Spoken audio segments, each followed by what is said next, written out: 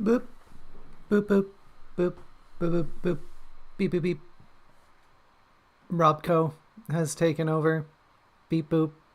This is the Obot Uprising. Nah, just kidding. I tricked you. Hello, everyone. It's me. Just a regular Junco.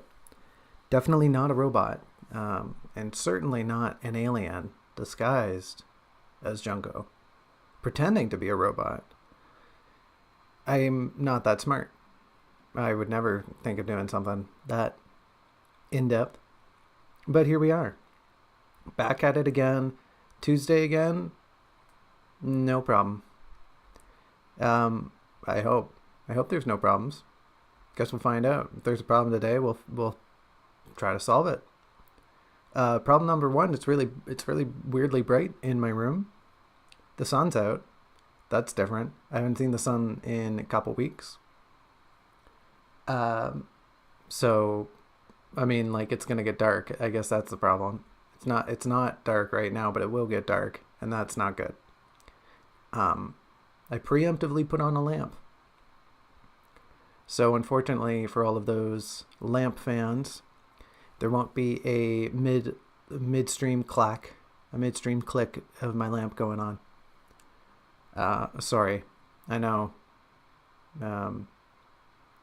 Really illuminates a lot of people. Really lights up their life.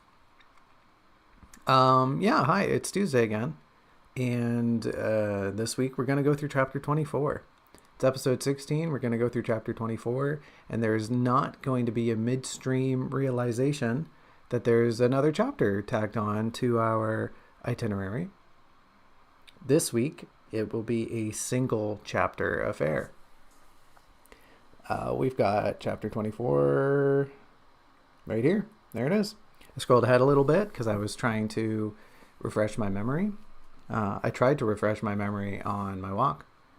Which part does this happen in? What order does this happen in? And I think I got most of the broad strokes down for our chapter summary. But I might miss some of the minutia. And frankly speaking, it's a pretty simple chapter. There is, I don't want to say a lot of facets. There's not a lot of facets to it, but it has depth, I guess. I don't want to say it's a boring chapter either, but it's not quick. It's paced all right, but it's not lightning fast like the other chapter was. I definitely couldn't shoehorn in this chapter in with the other two, right? Like we'd be here all day. Not that I'm foreshadowing to anything, but I'm noticing that the page count for this week's set of notes is only 4 pages, which is terrible, which is awful, because the set I'm working on right now is only about half done and I'm already at about 16. So that's not good. That's really not good. That might have to be a 3-hour episode, everyone. Just 3 hours of me talking. Yippee. Everyone's favorite, me talking. Hello, everyone. Welcome to the stream. 3 hours of me talking. Hope you're ready. But that's a few weeks from now. That might even be in the new year. Actually, I'm certain it'll be in the new year. So you're safe. For now. Returning to the present, however. Here's chapter 24. Here we are doing chapter 24.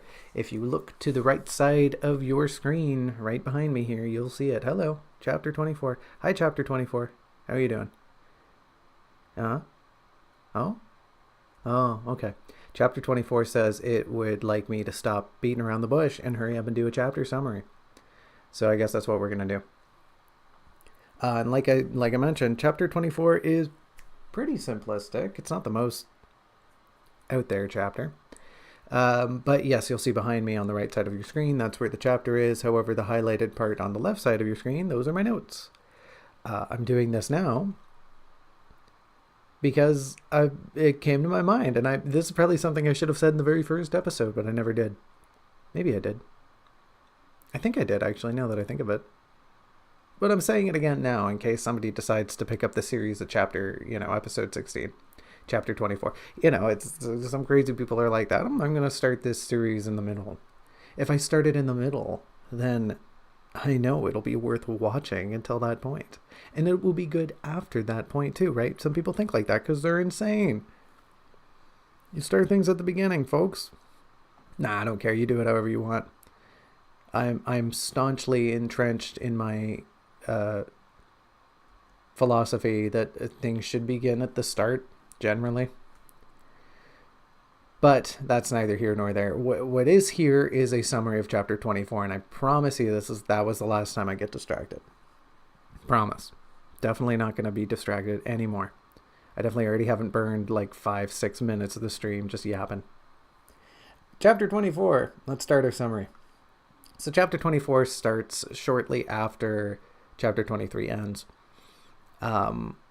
We actually begin with Teal discovering the path she's been looking for.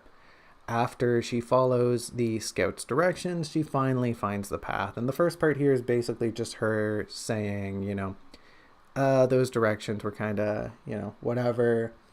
She found them. She found the landmarks that the scout directed her towards.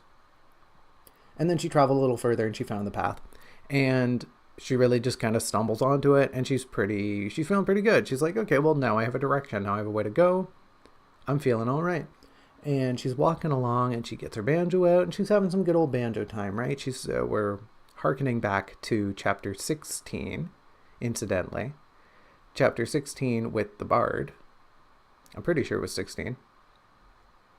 And we're talking about what she learned. What she learned with the bard. She's practicing some of her notes, some of her scales, some of her chords on her banjo as she goes along, because she's kind of just distracting herself.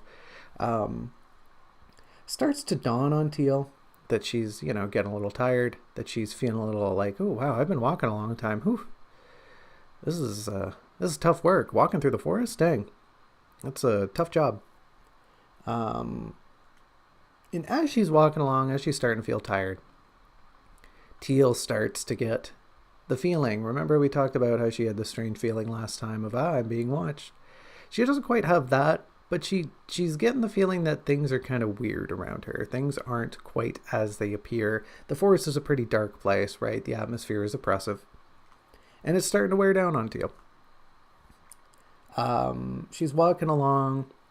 She's trying to ignore it. She's trying to ignore the sense that there's eyes between the leaves of the bushes and whatnot, of the refuse and the foliage around her. But she can't quite shake the feeling.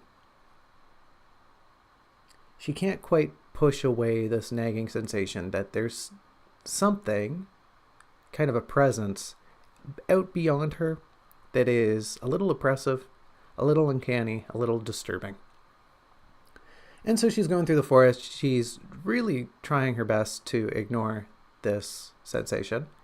But alas, she walks by. Pie. I wonder what kind it is. What would be a good kind of pie to find in the forest, I wonder?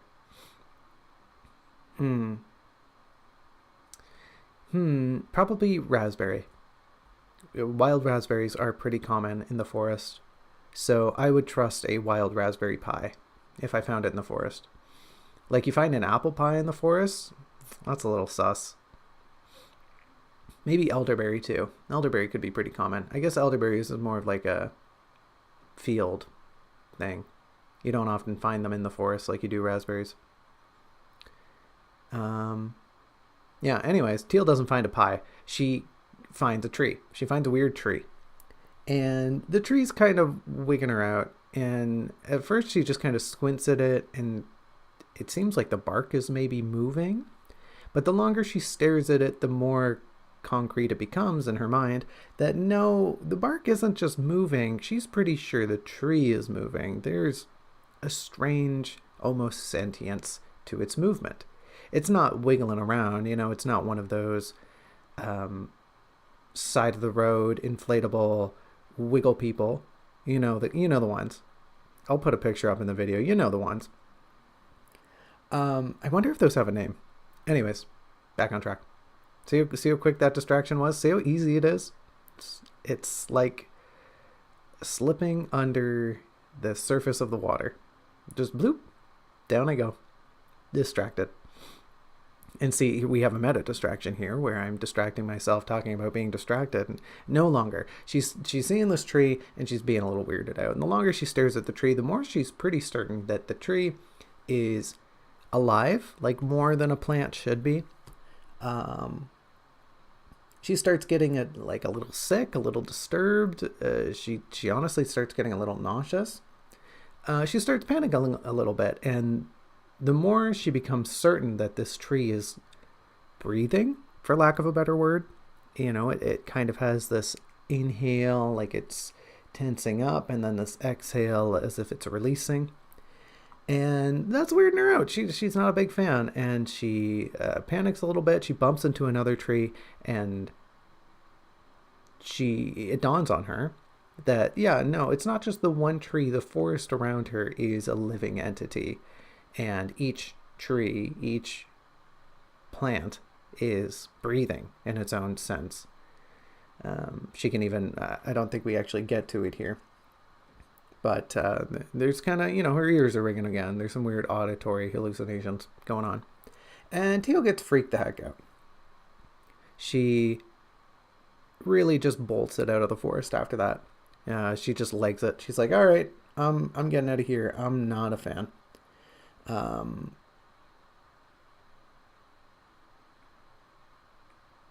She's just really not having it, so she gets the heck out of Dodge. She runs, she follows the trail. She's not just running through the forest, she's not that out of it, but she legs it. She's down the path and she's hurtling who knows where. I know where. Turns out me, the writer, knows where she's headed, because she happens upon a little cottage. She finds this little cottage in the forest, kind of in this tucked away lush alcove, and immediately breathes a sigh of relief. Ah, good. Not breathing forest, an idyllic, bucolic scene in the middle of the forest. What could go wrong? Nothing bad has ever happened at a beautiful cottage in the middle of a dark forest. Nothing ever bad happened at one of those ever.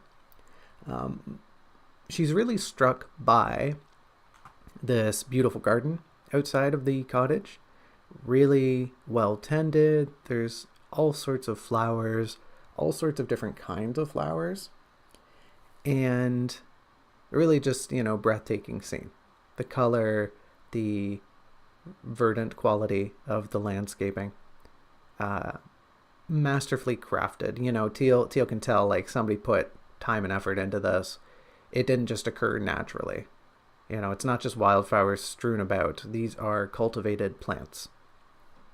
And she's digging it. She's having a good time. There's a little pond here. There's some froggies. She's really thankful to have this scene as opposed to what she was just dealing with.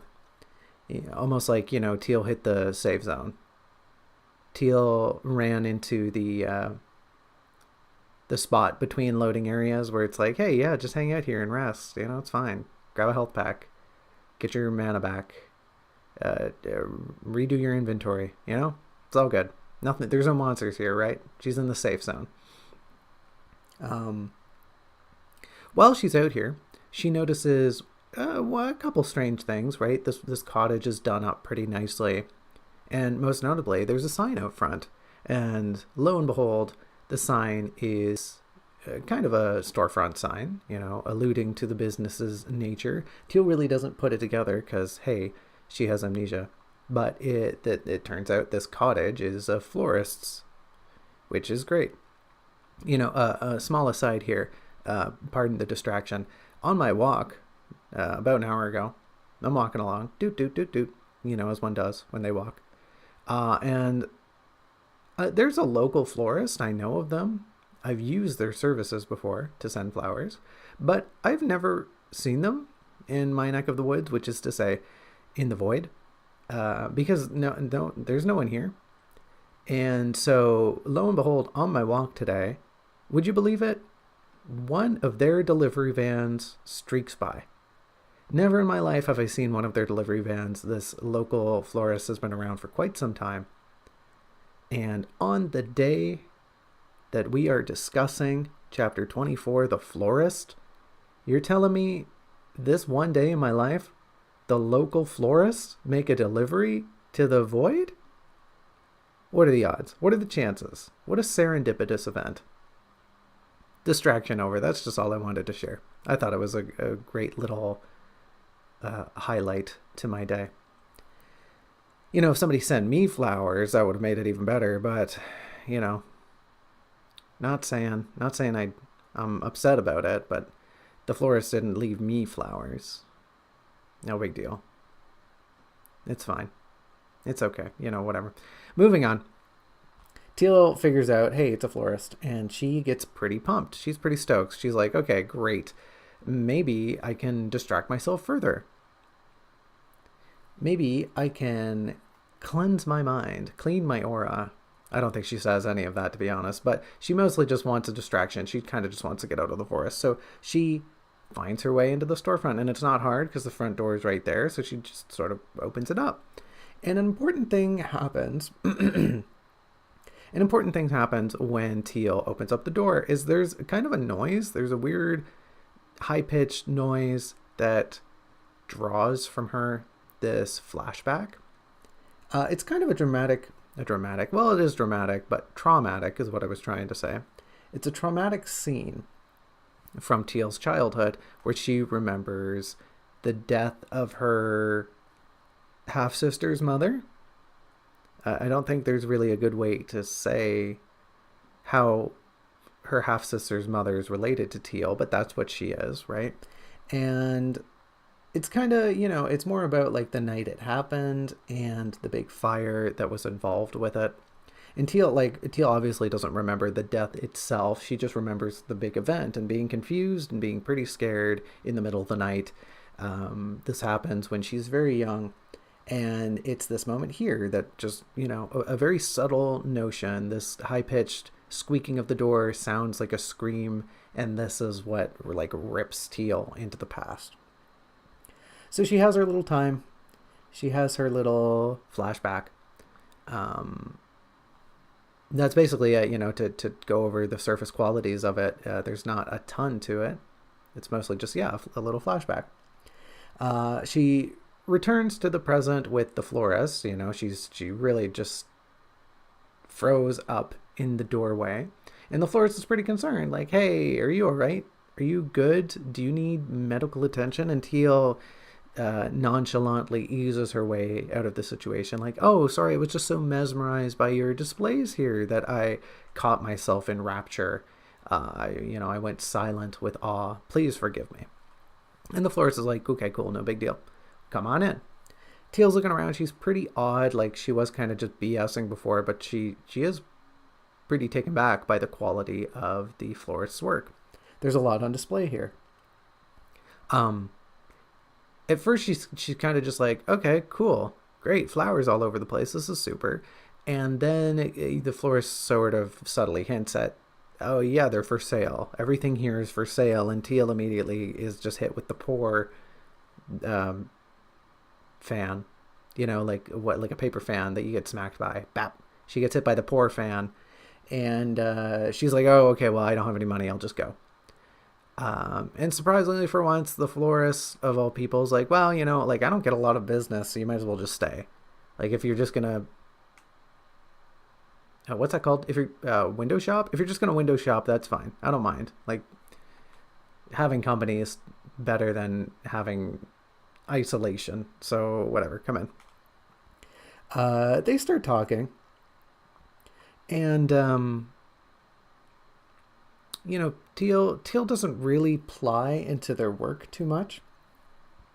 They have a pretty cordial conversation overall, but eventually they hit on the note of, you know, the stream of thought that is, hey, you know, if business isn't so great here, if you don't get a lot of traffic, then why not move your business to somewhere where there is more traffic? Teal suggests, why don't you move your florist business to the city? Like, you don't have to pack up everything. I guess you need somewhere to grow the flowers, but you seem pretty good at that, so why not just move to the city where there's people to buy your flowers? And essentially the florist retorts by saying, I'm sure that would be great for business. I'm sure that would be fine. Like, you make a good point. More people would generate more sales, but I really like it here. I think this place is best. I like my plot of land here in the forest. They're pretty much convinced that, the flowers grow best here, the atmosphere is best here, everything's safe here, I like it here, my cottage is here. Why would I want to move? And Teal's a little flummoxed by this. She's kind of caught off guard, especially after having talked to the scout previously, the scout whose ethos was, you always got to be moving forward. She's really surprised when she meets the florist, who says, oh no, goodness, no, I don't ever want to move forward. I want to stay here forever. I'm content with what I have. And Teal thinks like, oh, I guess that's good. Being content is good, but aren't you kind of limiting yourself? Aren't you stymieing the progress of your own growth? That sounds kind of weird, especially as a florist. She doesn't really dig at it very deep, though. It kind of just like hits her internally, because she kind of manifests, like I said, she weighs it against what she was just talking about with the scout. The scout, who was very pro move forward, and Teal was thinking, okay, well, that's really all I can do. It weighs her down here, that especially after coming off of that memory, she had this flashback of being at home. She's really thinking right now, like, yeah, like, I would like to be home and be content. Those don't sound like bad things, but geez, it sucks that I can't really do that.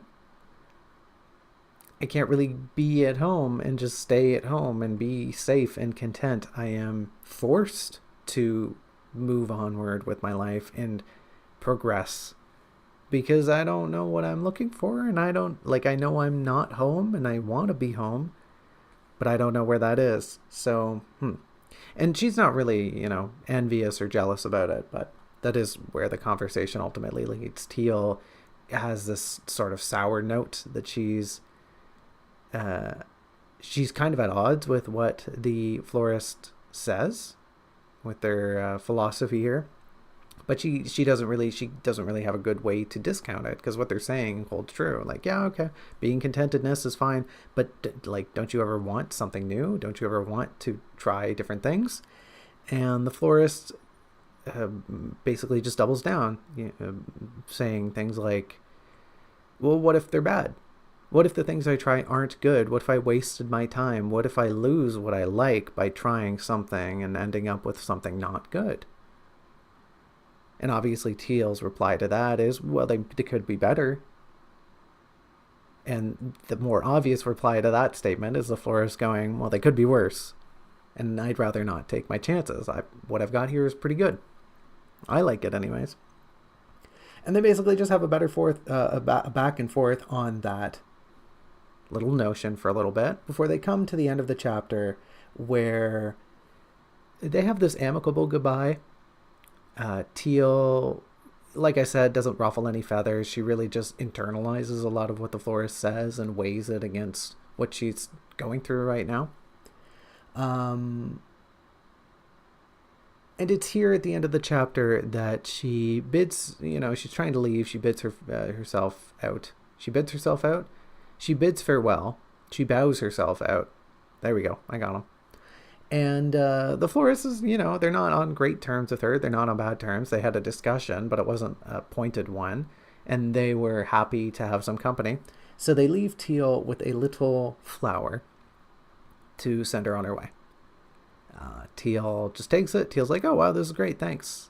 I appreciate it. No one's ever just given me a thing until now. So, that's pretty awesome. Thanks. And then she leaves. And that's the chapter. That's chapter 24. Short, sweet, to the point. Not really, but we get there, right? There's a lot of kind of little parts all playing key roles here. And they roll themselves up into chapter 24. Like, the part itself that is actually just the florist is really just like 3 pages here. Maybe 4. There's like 2 pages of Teal's little flashback. And then, starts off with just some weird horror elements. And that's it. It's not a huge chapter, but It's a good one. It is important in the overall canon of the story. Now, I hope you'll pardon me for a second. I'm stretching and trying not to yawn into the mic, but I'm doing a very poor job. Yeah, so with that, we'll dive right into the notes. I know I'm kind of skimming over things as far as the chapter summary goes, but I'm going to fold them into my notes here as we talk. So let's get started with that. With our changes to chapter 23, we were saying how the scouts' direction should be a little less clear. Given that, the consideration here in this first paragraph would shift, especially like Teal's point of view here. She would probably be a little startled that the landmarks were real, that she's coming upon these places that she, had very little faith in the scouts' recollection. And lo and behold, here it is. Didn't actually expect to find the rock, didn't actually expect to find the tree, didn't actually expect to come to the hill and end up at the cabin. What's up with that?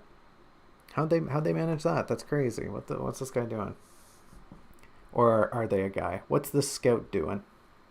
What's the scout doing? And that's basically it, right? Like we just kind of need to take that into account as we start the chapter here. Small point, but an important one. We need to make sure that the continuity of our previous changes holds up as we go forward. Like we said, Teal starts plucking away on her banjo. That's great. I think it would be good, like we kind of mentioned, she's maybe not playing these scales in the most smooth fashion, the smoothest fashion. Sorry, another one of those, what do you call that? A comparative? What do you call it when you say something smoother or smoothest? Whatever, I should know this, but I don't. Smoothest is the proper term. She's not playing it the smoothest, but she's trying her best. We might even heighten this by having her really fumble with her scales, really have to struggle through them. But it's a good inclusion that she's practicing, that she's struggling a little bit, that she's stumbling along. This additional note here is me saying, hey, between the Bard and now, we should really have more instances of Teal, I don't want to say haphazardly, but Teal practicing the banjo, Teal doing it out of boredom, wanting to distract herself, just having some downtime. It's really one of her two possessions, and it's the one she can't talk to. I mean, I guess she could talk to it. It doesn't have as much social value as Lacrimosa does, but I can't stop her from talking to a banjo. I didn't stop her from talking to a moth, so I'm pretty powerless on that front. But she should just play the banjo a little more, right? Between the last 8 chapters, I feel like she hasn't really been touching it as much as she could. Or if she has been, they're very airy inclusions. We should have more instances of Teal picked up the banjo and plucked the strings, and she tried to remember which note was C, but she kind of struggled until she got it. She had to play C sharp and B flat first, but she got there. That's a music joke to anyone who knows music, but I don't really know music, so whatever. And that's it. Teal should play the banjo more. See how fast we're going? We're already flying through these. We're not going to be here for 2 hours this week. We're going to be here for 30 minutes. Just kidding. We've already been here for 30 minutes. Oops. I tricked you. I'm bad at this. The chapter summary eats up a lot more time than I expect. But the good part about doing the chapter summary first is I don't have to make reference back to it. I don't have to go through the story as I talk. Y'all already got the chapter summary. You can just follow along for yourselves. Use your memory, dum-dum. That or just, I don't know, use the dilly bopper at the bottom here and find the right timestamp. I timestamp things pretty good. I got good chapters. You just go use them. Anyways, clearly distracted again. Teal's walking along. She's been playing the banjo. That's good. That's great.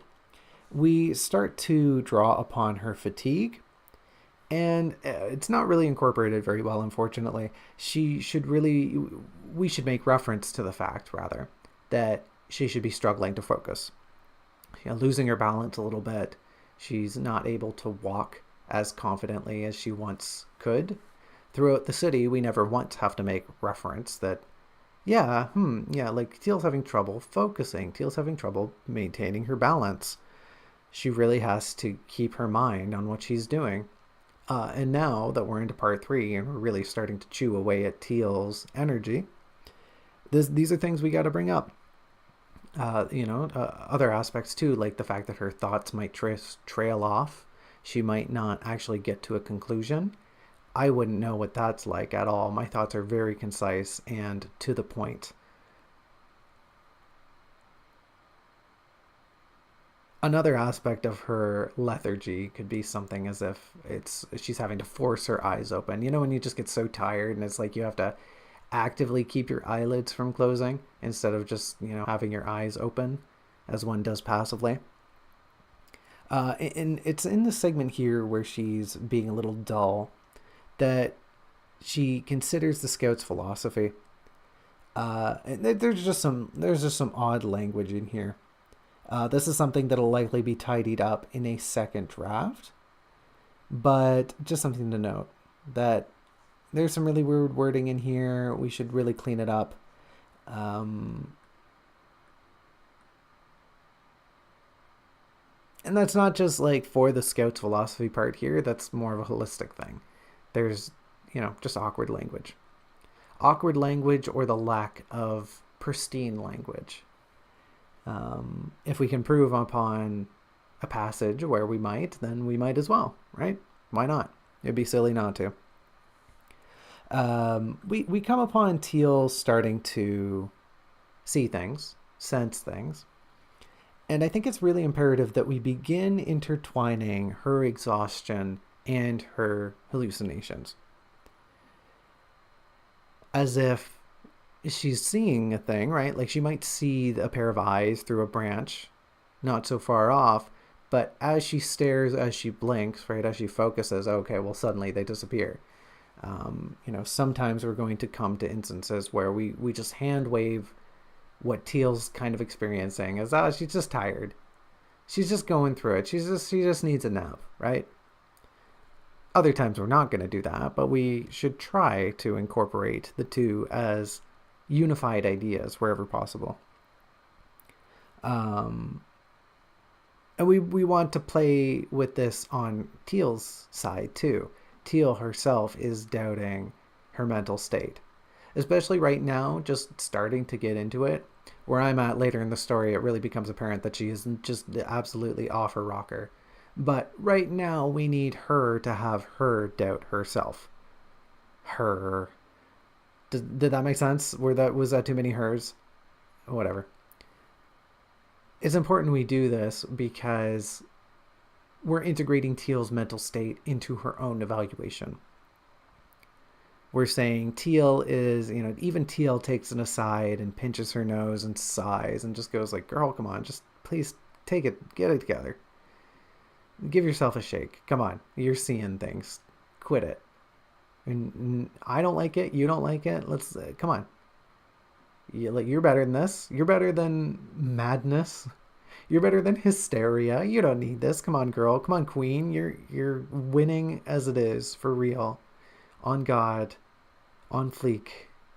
Do people still say on fleek? Whatever. I'd tell y'all to snatch my weave, but hate to break it to you. It's just a box. And it's also my head. Good luck.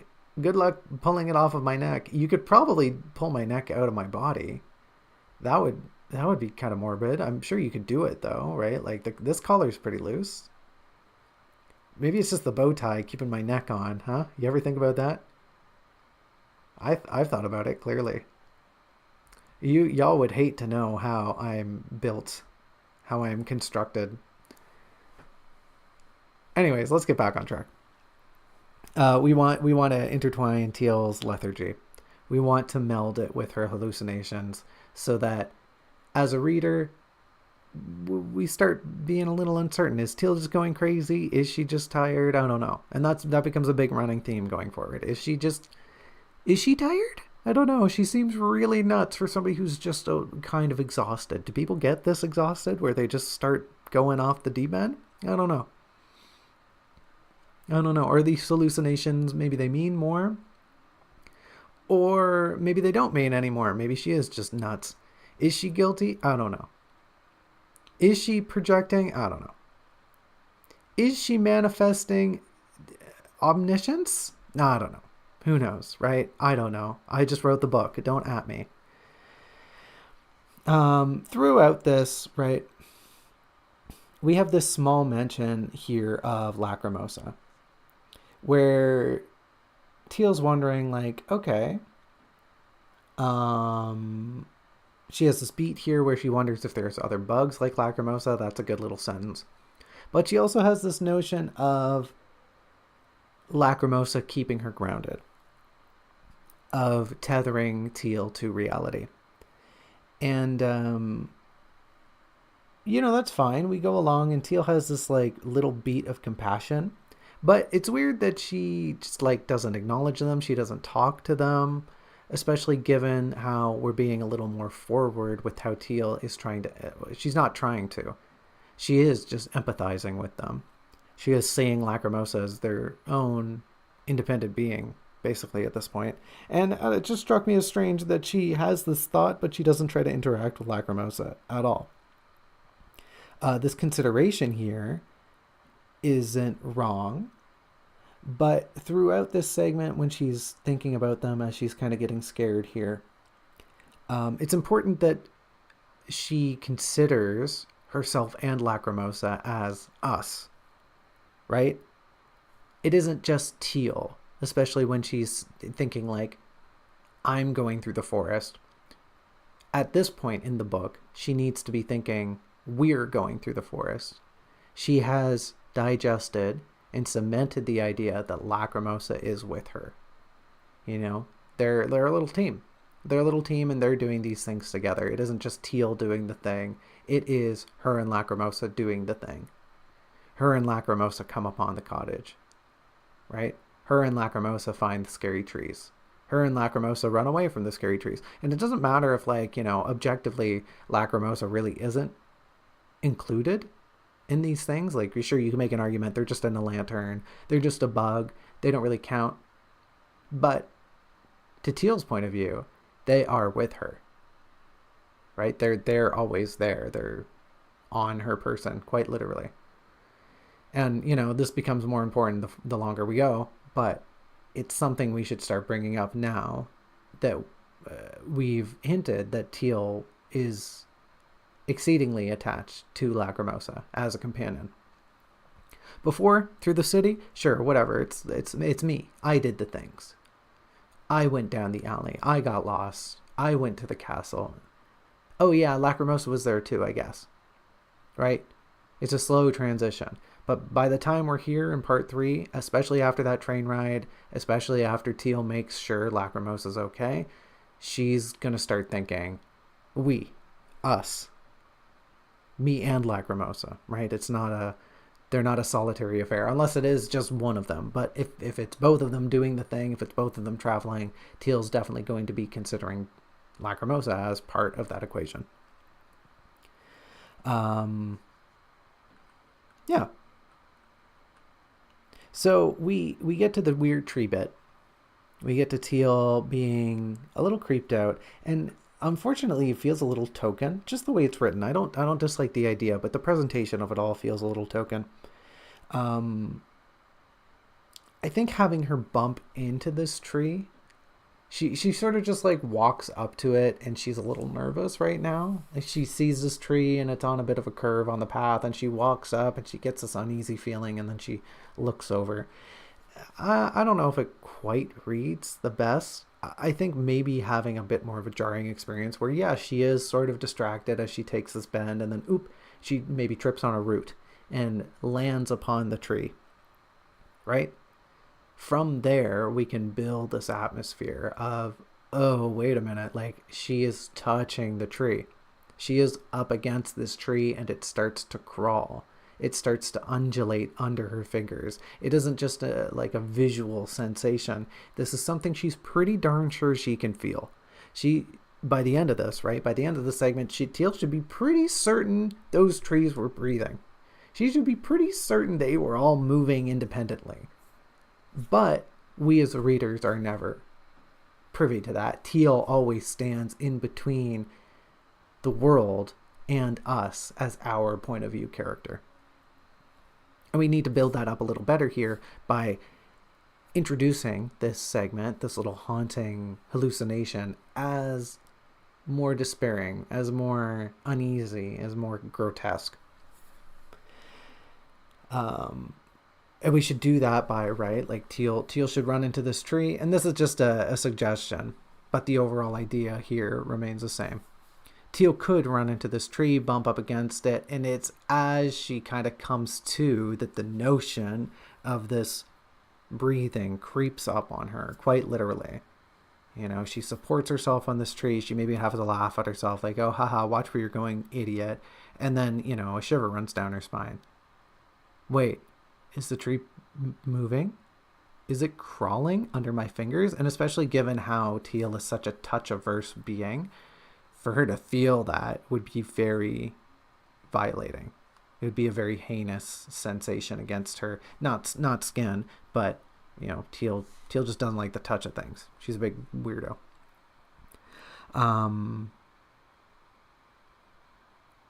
Additionally, there's a little hill. There's a little hill that Teal's ascending right before this tree.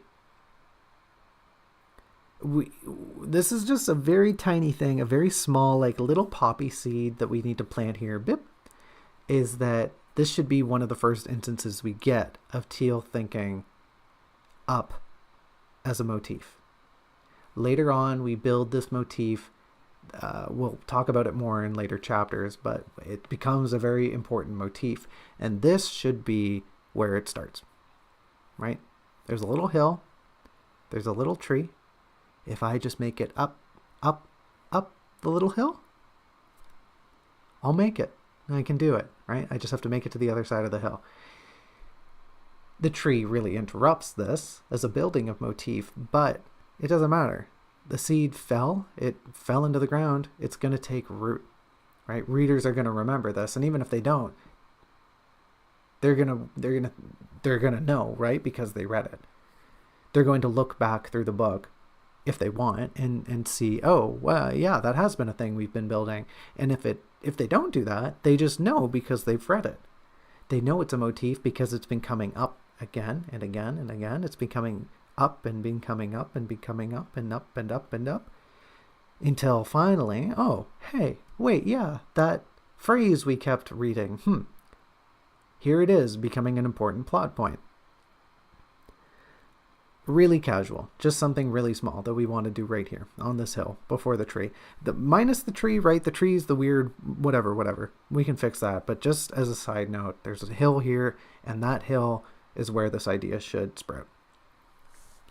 Additionally, on the note of hallucinations, we really drop the ball in the fact that there's not a great auditory accompaniment to Teal's hallucination.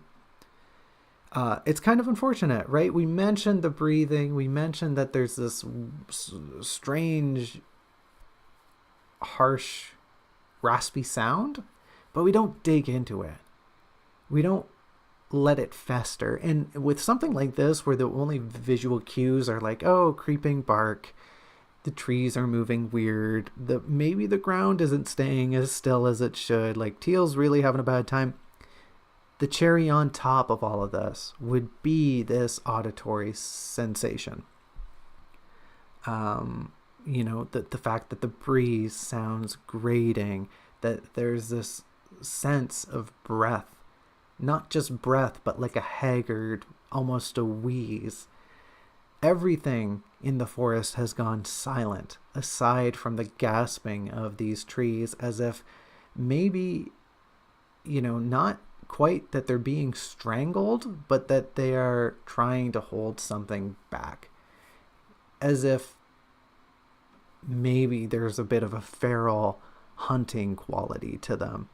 You know, when something's tense, something is stuck in flight or flight response. Did I just say flight or flight? Fight or flight response?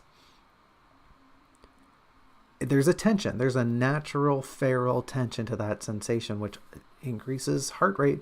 It makes one agitated. It causes one to pant, right? And it should be this distorted, disfigured sensation of breathing that the forest itself is almost at odds. It is tense. And what we're trying to allude to in the long run is that maybe the forest itself doesn't want teal here. Maybe the forest itself is kind of grossed out by teal. Maybe the forest is just going to swallow teal up just to get rid of her, right? We're not suggesting any of this, but we're hinting at it through subtle things like this, subtle, very animalistic traits. So that's all I'm saying here. Like, really dig into the breathing. It's a shame that we don't have any auditory accompaniment here. And a big part of the auditory accompaniment should be the mention of the lack of sounds that teal heard earlier. We should bring up earlier. There were birds, there's critters, right? There's the natural ambience of the forest. You hear a pine cone fall every once in a while, an acorn, a branch, right? A deer skitters off, a raccoon, a squirrel, who knows? But in this moment, it's just the trees and teal. And whatever that frickin' breathing is, and if it's just the trees and teal's busy being frozen, holding her breath, what's the only other thing that could be making that noise, right? We got to build on these things. We're dropping a ball here.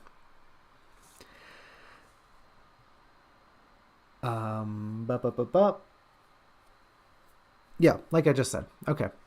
I was just ad-libbing that, but apparently was in my notes. So that's good. I knew I'm a genius, right? I'm so smart. Smartest box 2024. I don't think I have much competition. Actually, you know what? Isn't there that guy with the bag on his head? That kind of counts, right? That's kind of like competition, I guess. Sorry, apparently I clicked on the screen, so when I went to think there, it put a 3 down. A limitation of the software, unfortunately. Let's get back on track here. So we had the little hallucinations. That's great. That's fine. That's super. Teal has her little runaway. That beats pretty much holistic. We might rewrite how she runs away, the quality of her fear. But regardless, she come upon the florist cabin. And we get to this glade. And the glade itself, the surrounding area, is a little inelegant. We really should dip into the storybook quality that is the surrounding area of the florist cabin.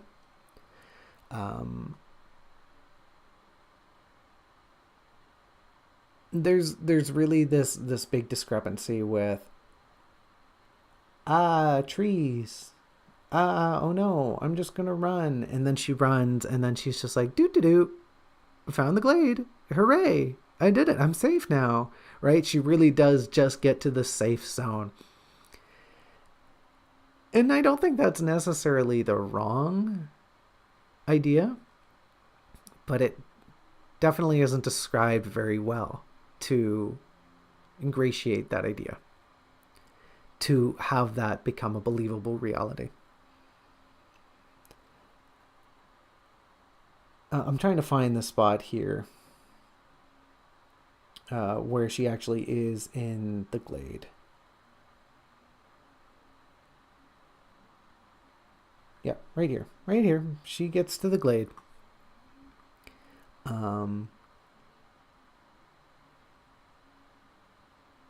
So in a broad sense, we just need to tie this into things better. We just need to work this stumbling into the glade. Maybe not more nuanced, but just with a smoother introduction. A more mystical introduction, if need be. Teal can bumble into the glade. She can happen upon it and have it be this moment. But If that's the case, then we need to infuse some magic into this segment here. She, for instance, right? She just stops being insane. She just stops being crazy, right? And that just we don't incorporate that at all. This should be a safe haven. This should be where she stops and takes a breather. She collects herself, and it dawns on her, right? Oh wait, this area is actually pretty nice. This spot is pretty lush. There's ponds here. There's a lot of verdant life. The verdure in general is just bitchin'. And that's great, right? This is definitely the kind of idyllic scene one would run into and be like, okay, hold on a minute. I need to reassess. Am I being chased by monsters? No. Is this a really nice spot? Yes. Can I chill out a little bit? Probably. We can tie that in with her noticing her surroundings, right? We can dual wield. We can do both things at once. Teal's getting out of the forest, quote unquote. She's getting out of the bad part. She's getting out of the dark forest, and she's into this glade where things aren't so bad and things are picturesque and things are nice, and she can notice these things and we can build a scene, and Teal can kind of come down a little bit. She can lose the crazies for now.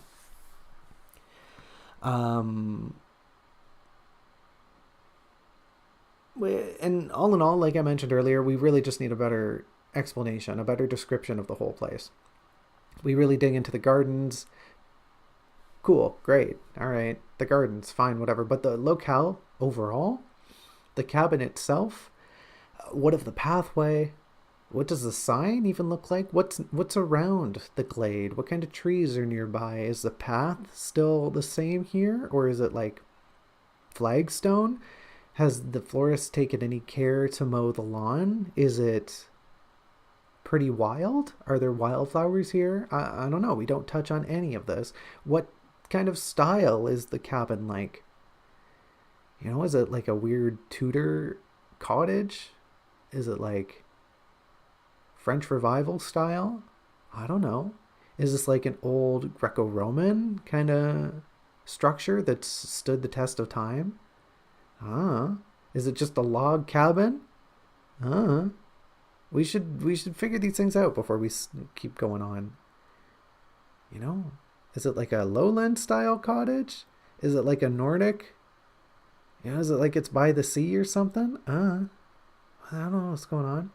Are there flower boxes? Because that's important. Are there windows? Is there a chimney?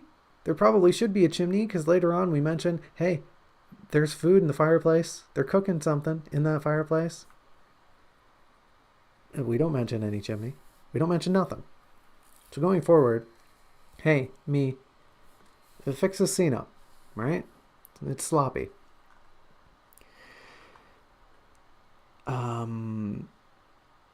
So Teal's going through the garden. She's appreciating it, right? Glade over. Glade done. She's into the garden. And she should have a bit more sense of nostalgia to this garden, as if she's drawn to it. She doesn't really know why, especially Draft 2 Teal wouldn't know why she feels compelled to investigate a garden, to really like sit and be among it. But she wants to, right? And we don't really dwell on that right now, and that's not good.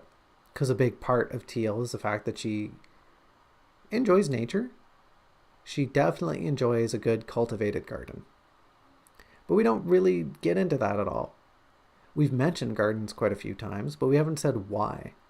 We haven't said why Teal enjoys gardens. I guess in Draft 1 we kind of had. We've said a few times that Teal remembers a garden.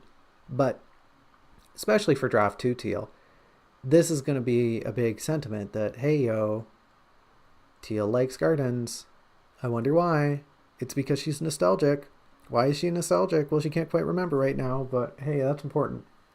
That's an important thing.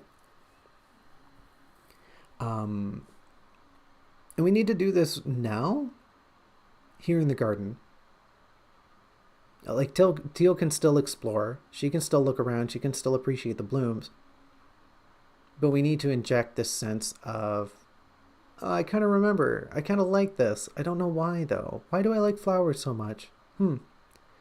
Why do I feel like I've been to a spot like this before? Maybe there were different plants. Maybe that's why I can't remember. And we need to do this. We need to build it up now because this scene here is acting as a primer for the flashback that is about to come up. The scene that we mentioned, the flashback, it doesn't take place in a garden, but Teal observes the incident from a garden. So we're setting up this notion that, hey, Teal likes gardens, and she had a traumatic event in a garden. And these are things she's remembering. These are aspects of herself that she's remembering. This is like, we're about to drop probably one of the biggest bombs in Draft 2 Teal's life. We're about to say, hey, remember how we've been stripping you of memories? It's because we want these ones to be really big. And then after this, we're going to start just dropping memories on you left, right, and center. I hope you don't mind. I hope you don't mind all of the trauma dumping you're about to go through because, hey, bestie, it's like a fraction of your actual real life. Because when we drop that bombshell later, it sucks. It sucks a lot. But right now, we're like, this is a drop. This is a drop in the bucket. And we need to light the fuse here, so to speak, so that the flashback in a couple moments doesn't hit like the flashbang that it could. I don't know if any of that made sense, but that's what I need to know for my next version. I don't know if as a reader / listener that made any context, but things will come together. Just stay tuned. Honestly, just stay tuned. Just stick with me until like chapter 36, 37, and everything will make sense. I promise. I promise everything will make sense by chapter 37. Just stick with it here, right? We're building to something and it'll be important. So we do finally get to the traumatic event. We do finally get to this flashback. And I'm calling it a flashback because that's what it should be. This should be a traumatic flashback for Teal. Right now, it's not really written that way. It's more just like, oh, Teal hears a sound and it reminds her of a thing. Like, sure, those are the hallmarks of a flashback, but it's never described as a traumatic event, and that's something we need to shift here. The memory itself, the theme of it, the content of it, largely going to remain unchanged, but we need to shift the way in which it's presented. Right? We need to reframe this as a very visceral flashback. She is literally going to relive this event and be ripped out of her present and thrust into a moment of her past, something that hasn't happened at all for over 130 pages. We have been with this amnesiac for over 130 pages, and we're just getting to the first spot where they have a visceral reliving of their past. And we're talking draft 2 heal? I hope she gets healed. We're talking draft 2 Teal here too. This is going to be a big deal. This is going to be a big moment. We're thrusting her back into the past because she had a little moment where she heard a funny thing and it reminds her of a traumatic event. We do need some restructuring of the memory, right? Instead of this note being here right at the beginning, like, oh yeah, Azur's mom died, right? We're very upfront about it right now, but going forward, this is something Teal walks into. This is something that hits Teal at the end of this memory. We need to restructure this scene because it's a flashback now, because Teal is reliving that moment, and Teal in the moment, Teal in her memory doesn't know that Azur's mom died until after the fact. We'll get more on that in a bit, but we can't just have it here up front because that's not how memories work. That's not how flashbacks work.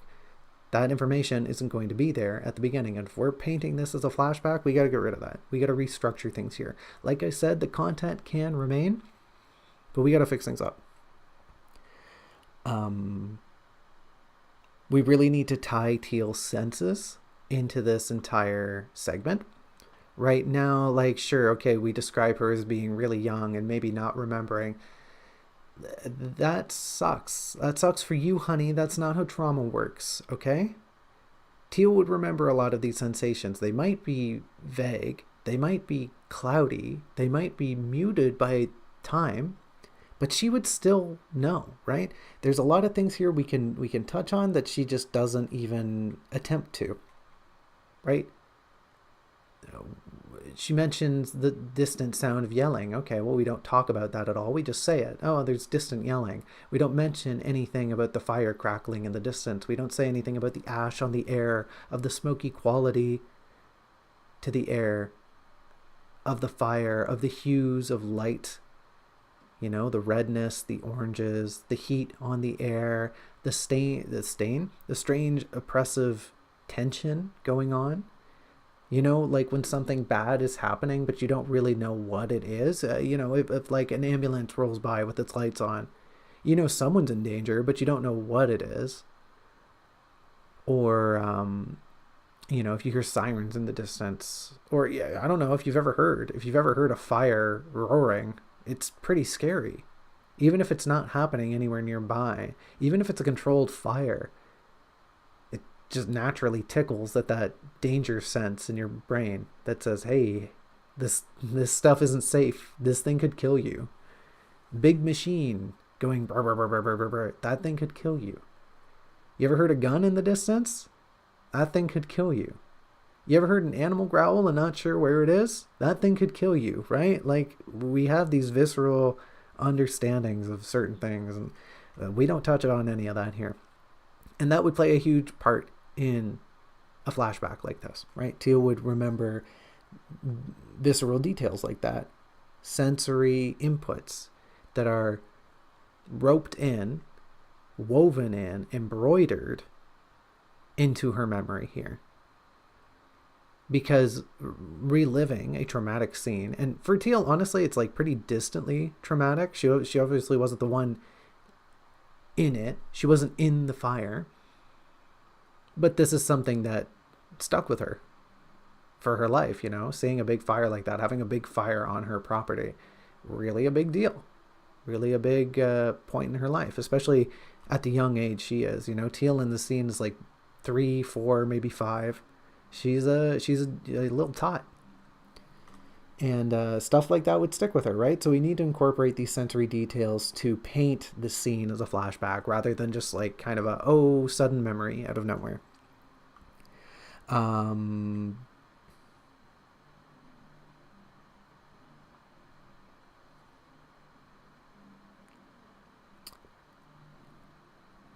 Sorry, I think there's music playing. I'm trying to read my notes. I'm sorry if my mic picked that up. I don't even know where that came from. There was just really loud music all of a sudden. I think it's done. I don't know where it was coming from, but yeah, and no more music. No more music. We're all done with that. Anyways, the last point here, the last point in this segment, is that we need to establish, like I said, that there is a distance between Teal and this fire. She isn't in the fire. She isn't part of the agonizing experience, but she still experienced it. She was still there. She still was really shaken up by this event.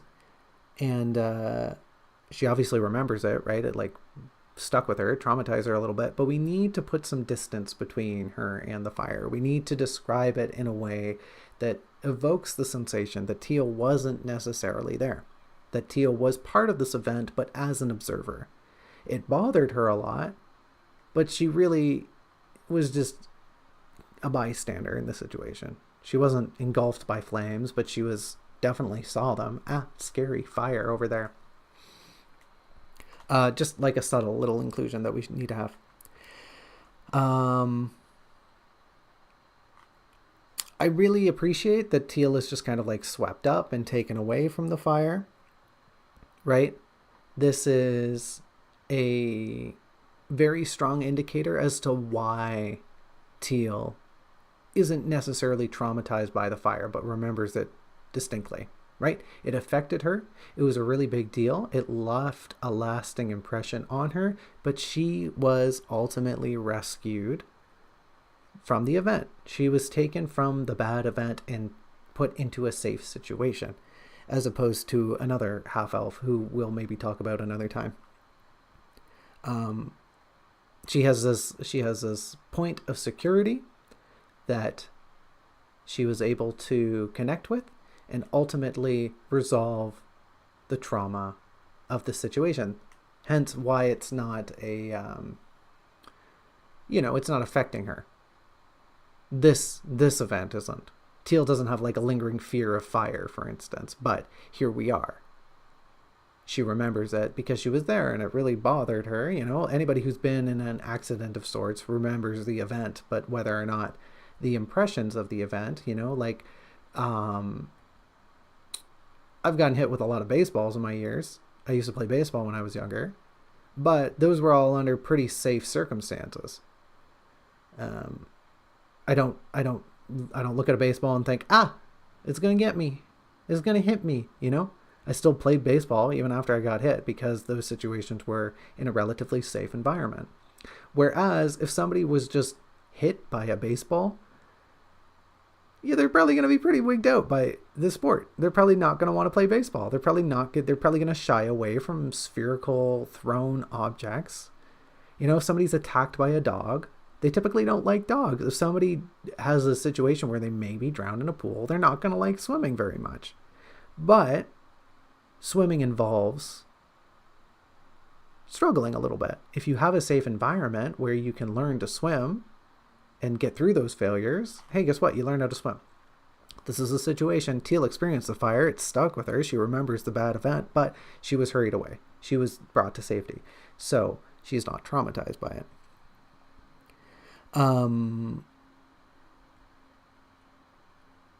Just one final note here, right? On top of making sure we end this memory with the aforementioned death of Azur's mother, part of that inclusion is the fact that we reveal to the reader, and I'm not sure if this is the first time that we reveal it to the reader, but it should be the first time that Azur only has one eye. Azur's right eye was damaged in this accident when she was basically a baby. Lots of burning, lots of scars, right? It's a bad time. But just as a more impactful note, I think if we have done it before, omit those inclusions. This should be the first instance that we reveal Teal's sister only has one eye. Surprise! One eye. Not that it's a big deal, not that it plays any significant bearing on the story at large. I think it just hits a lot better if at the end of this flashback we learn that this half-sister that Teal's been pining for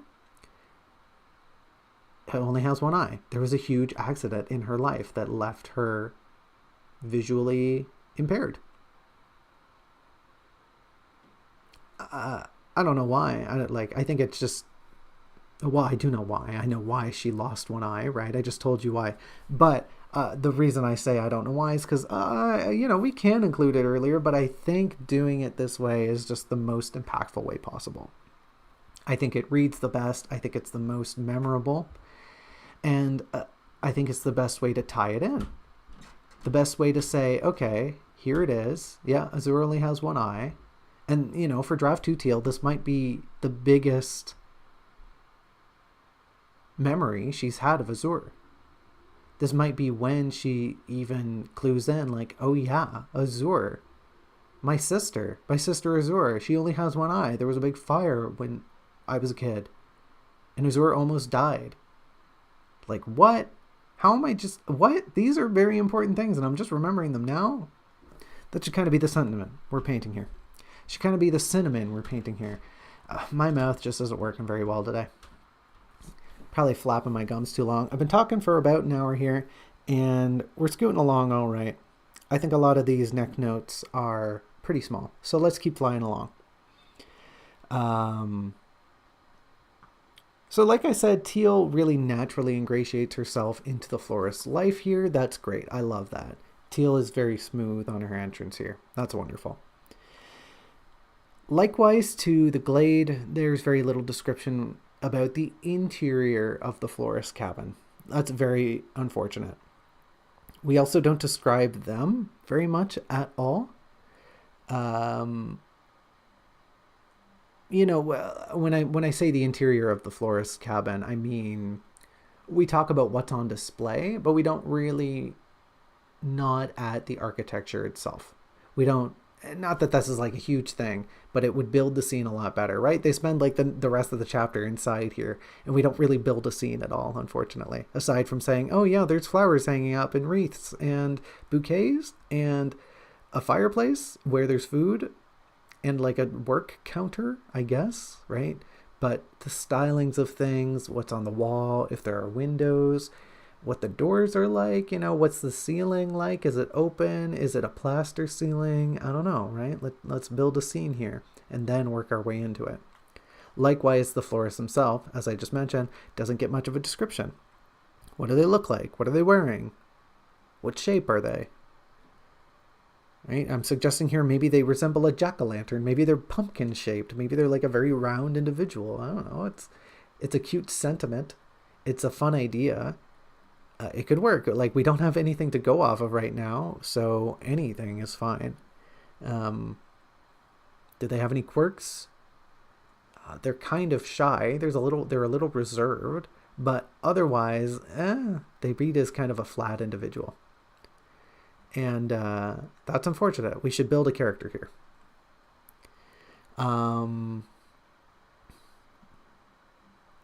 as an example, right, the fact that we get this instance of the florist just shrugging off Teal's poverty, that's a great character trait, right? That builds so much for this character in so little.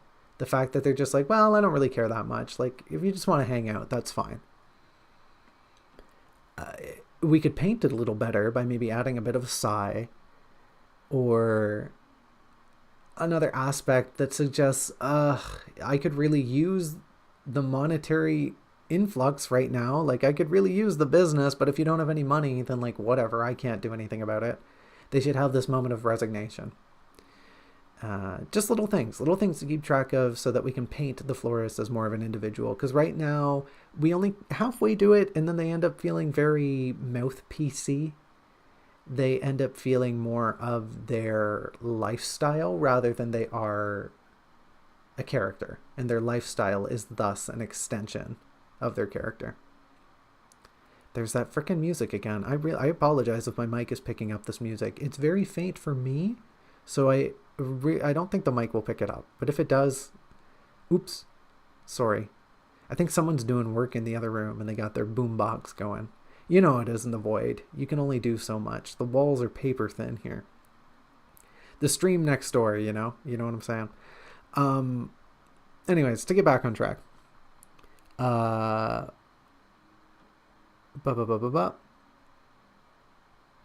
So they extend this bit of grace to Teal. That's great. That's awesome character building. Teal doesn't really reciprocate this very well, unfortunately. And we're not quite at the point where her lethargy would bar her from doing that. So we need to include this gesture of good faith, where Teal thanks them appropriately, given her decorum. Right? Right now, she kind of she's just like, oh, thanks.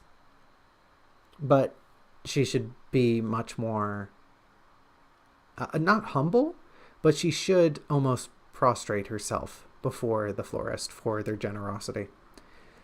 Because she kind of, especially given what happened the last few times, she was very open about being penniless. This is one of the nicest inclusions, one of the nicest events she's had, to being told, I don't have any money. This is the first time somebody's been like, that's all right, don't worry about it. What do you mean, don't worry about not having money? Yeah, don't worry about it, it's fine. She would be much more thankful. We haven't really included Lacrimosa here. And I don't think we do at all throughout this florist segment where Teal is inside the florist. And that's really unfortunate. we're trying to build Lacrimosa as a companion, and we're really dropping the ball here. So let's include Lacrimosa in this segment. I thought a great idea, a great spot to do it is when Teal is gazing at their fireplace. When Teal does notice, ooh, there's something cooking over there. She sees this open fire with this pot cooking a thing in it. She can smell it, right? And as she turns to the fire, she can definitely have a moment where she's thinking, oh, a fire. Huh, that reminds me. Like, hey, you know, she can even have an aside with Lacrimosa where she just, maybe she thinks it, maybe she says it out loud, but she might just think, oh, haha, could you cook something like that for me, Lacrimosa?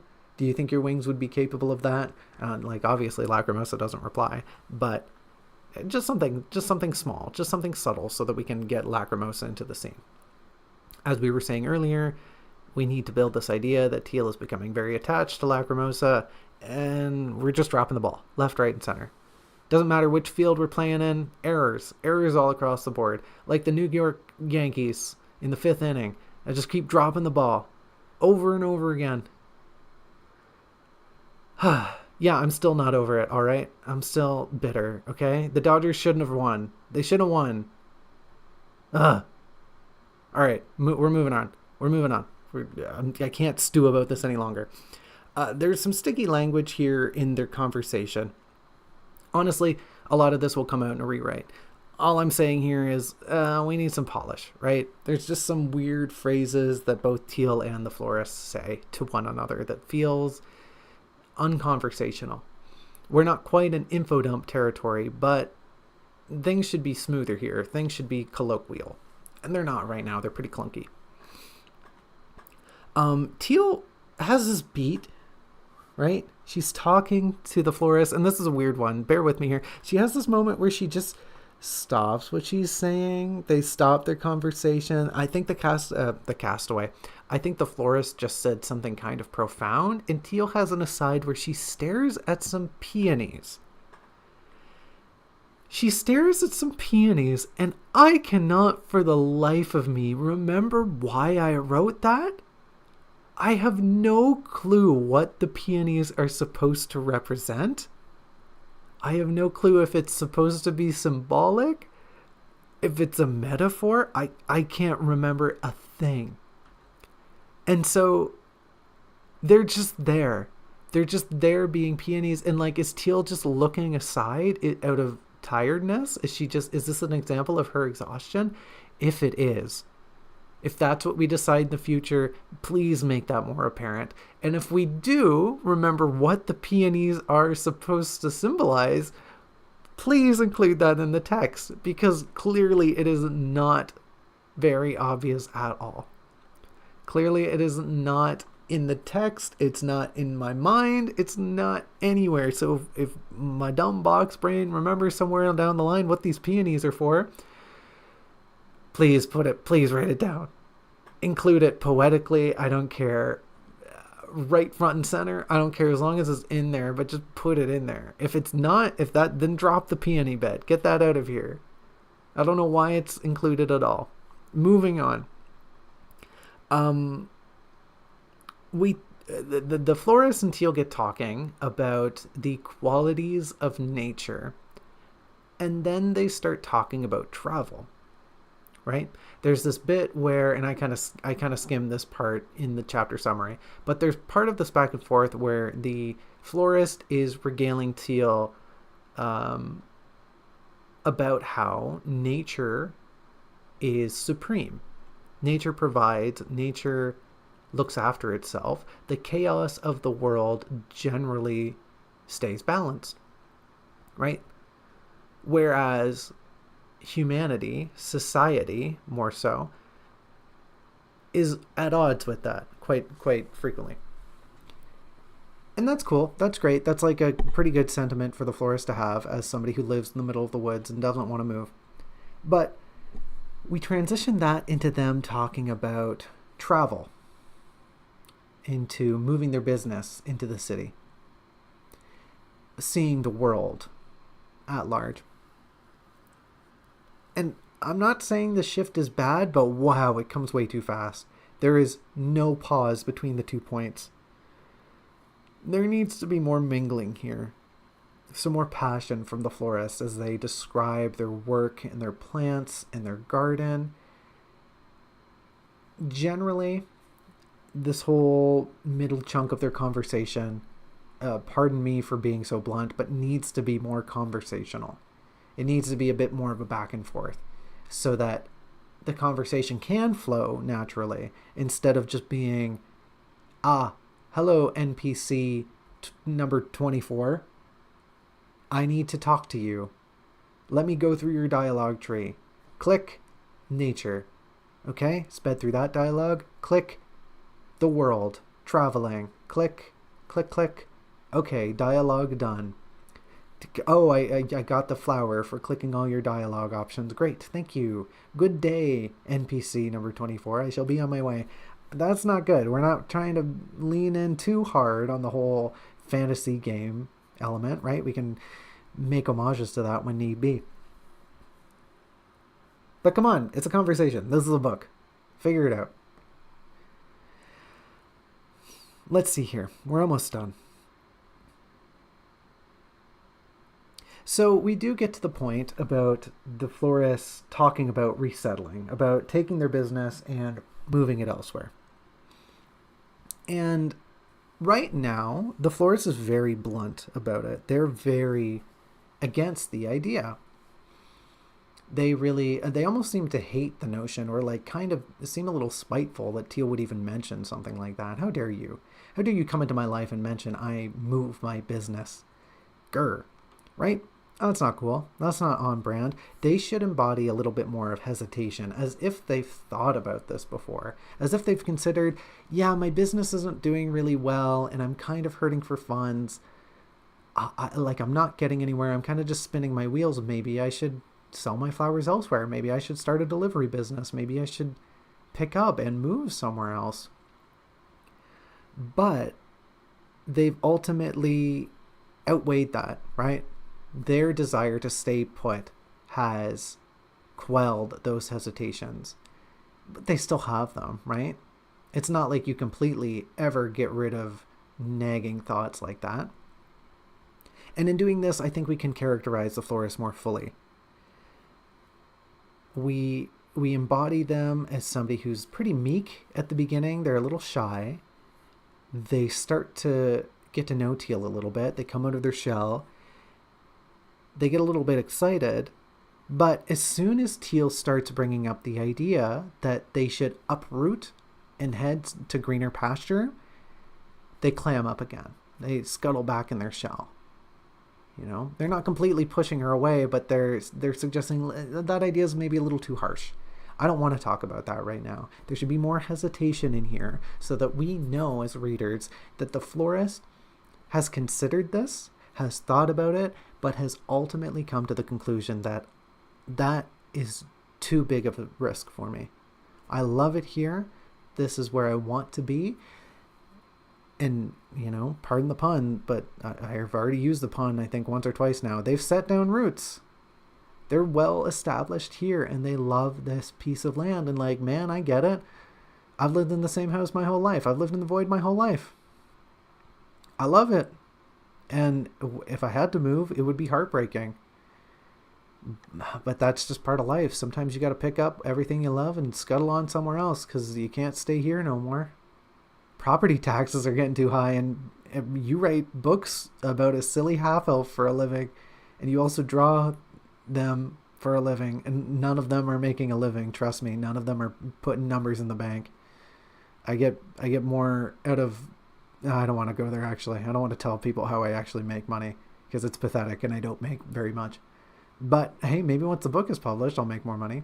I'm just trying to say I get it, right? And like, maybe this little bit, maybe this little beat reads a little too real for me. But if it's going to read real, then we need to incorporate that to build the florist as a better character here. To ground them as a real being with their own considerations. Teal gives this little proverb. She gives this little elvish proverb, which I think is really cute. She says, "What would the valley know of the peaks?" And she translates that from elvish. And like, I don't think this is a this isn't like a Chinese proverb. This isn't a Mandarin proverb or like something from Eastern Asia. And if it is, then I apologize. I made this up. Maybe it does read like something out of the Tao Te Ching. I don't know. Maybe this is something out of like, what was the book Confucius wrote? It starts with an A. Starts with an A in English. The antithesis? No, that's not it. The intellects? I forget. Anyways, moving on. Not important. It should stay. I like it as a moment, but it should be something that bubbles out of her. It should just be something that she spews out and then afterwards goes, huh, where did that one come from? I don't actually know. Like me right now, I don't know where that proverb's from. And I translated it in a comment? How did I do that? And, maybe we can even, I haven't written this down. Maybe we can paint this internally. Teal has this moment of like, oh yeah. And she recites the proverb in Elvish internally to be like, oh, that's weird. I know those words. I know this phrase. I know its meaning. How did that just come out of me? I can't think about that too long because I'm in the middle of a conversation, but wow, that's jarring. Right? I think that would read much better as a moment rather than Teal kind of calculating the move. I think it's better if it just happens instead. Because we are at this crossroad right now where Teal's going to go through some memory shifts and things like this are just going to start happening. And I think that's a good little note for that to cascade going forward.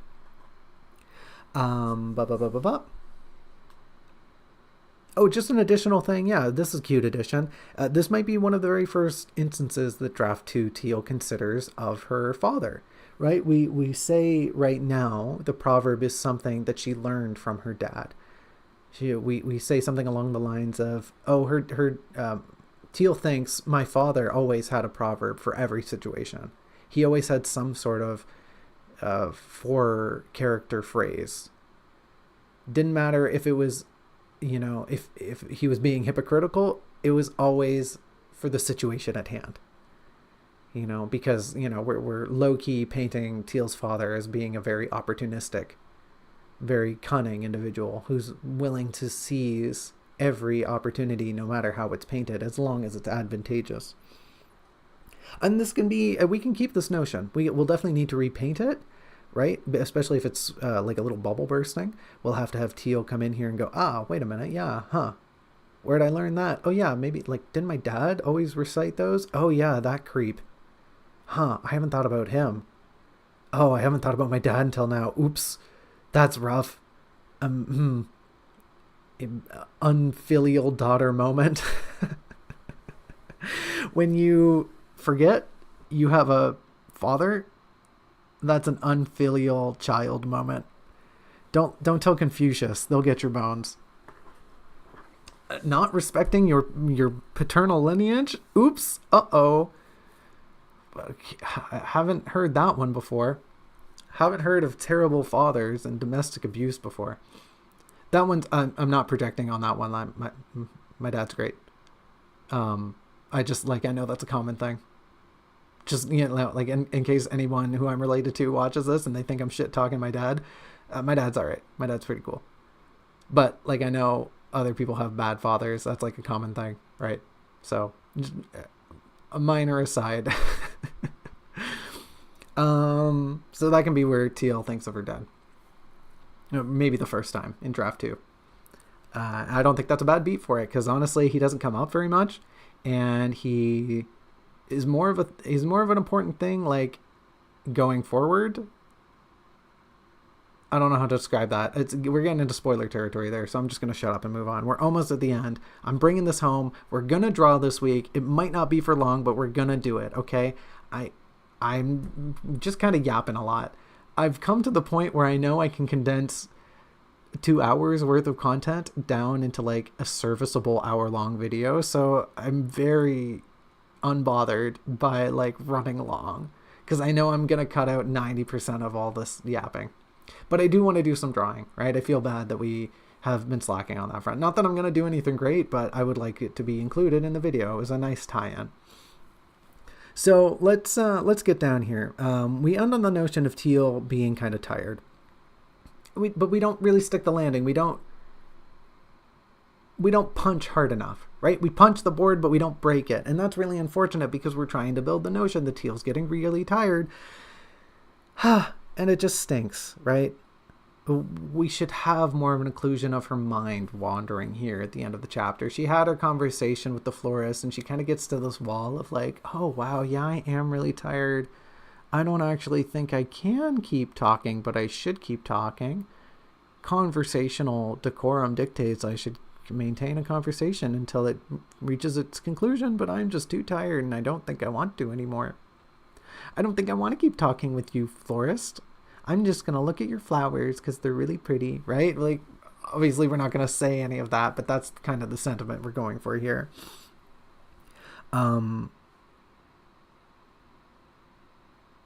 Likewise, we mention her hunger. We mention her hunger, but we don't dig into it at all. And we've kind of been slacking on that front. We haven't been talking about how hungry Teal is. Right? And I really hope that going forward, I remember there's a little inclusion of Teal's hunger in every chapter. But if we're going to have a thing here where there's food being cooked beside her and she's actively thinking about like, oh man, I should ask them for some food. I'm so hungry. But she has this internal debate of like, how dare you ask somebody for their dinner? Have you no pride? Have you no shame, Teal? And Teal's like, no, I don't have any shame. I'm so hungry. Lacrimosa, you want something to eat too, right? Like anything. We can have her deflect. We can have her feel guilty. We can have her have like a back and forth angel and devil on the shoulder. Sorry, that's not woke anymore. A morally correct and moral dubious philosopher on her shoulder, arguing about whether or not it's correct to ask somebody for their dinner when you're starving. Well, you know, whatever it is, we really need to lean into this notion that Teal's tired, Teal's hungry. We can leave out the part right now that Teal's maybe going insane, but we definitely need to better incorporate the fact that she's feeling pretty sluggish and that tummy's empty. She's running on fumes. Get this girl something to eat. Like get her a baguette or something. Anything. Call up Tato. Beep boop boop boop boop. Hey, Tato, you got any baguettes? Okay, thanks. Bye. I did that so that later in post I can maybe edit in Tato. Wouldn't that be funny if Tato made an appearance? I'm a big Tato fan. I'm a big potato fan too, but also like the Utao Tato, you know? I don't remember her last name. Kasane? Starts with a K. Anyways, moving on. Where are we here? Right, she's tired, she's hungry. Great. Ding. Lastly, last point here.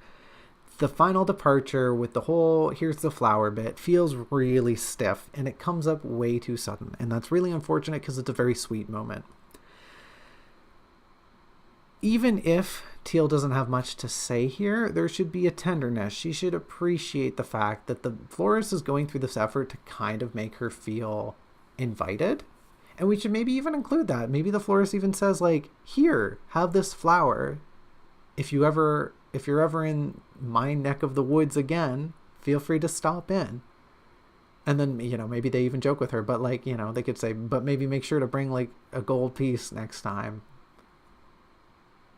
Anything, but something so that Teal reciprocates this nature. She can stay quiet, but she just isn't emitting anything. She isn't giving anything. And I realize we're trying to paint her as being tired, but come on.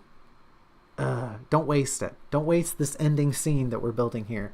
And I think even at the start of next week, we're going to dig into this notion a little further because the start of next week's chapter kind of folds into how this one ends. But we'll get to that next week. Right now, we need to add some padding. We need to add some padding to the end of this chapter to stick the landing. There's nothing for any of Teal's prior notions to land on. Right? She's just given the flower. Teal says, thanks, I guess I'll be seeing you. And then she leaves. Very unfortunate. It's not doing anyone any favors.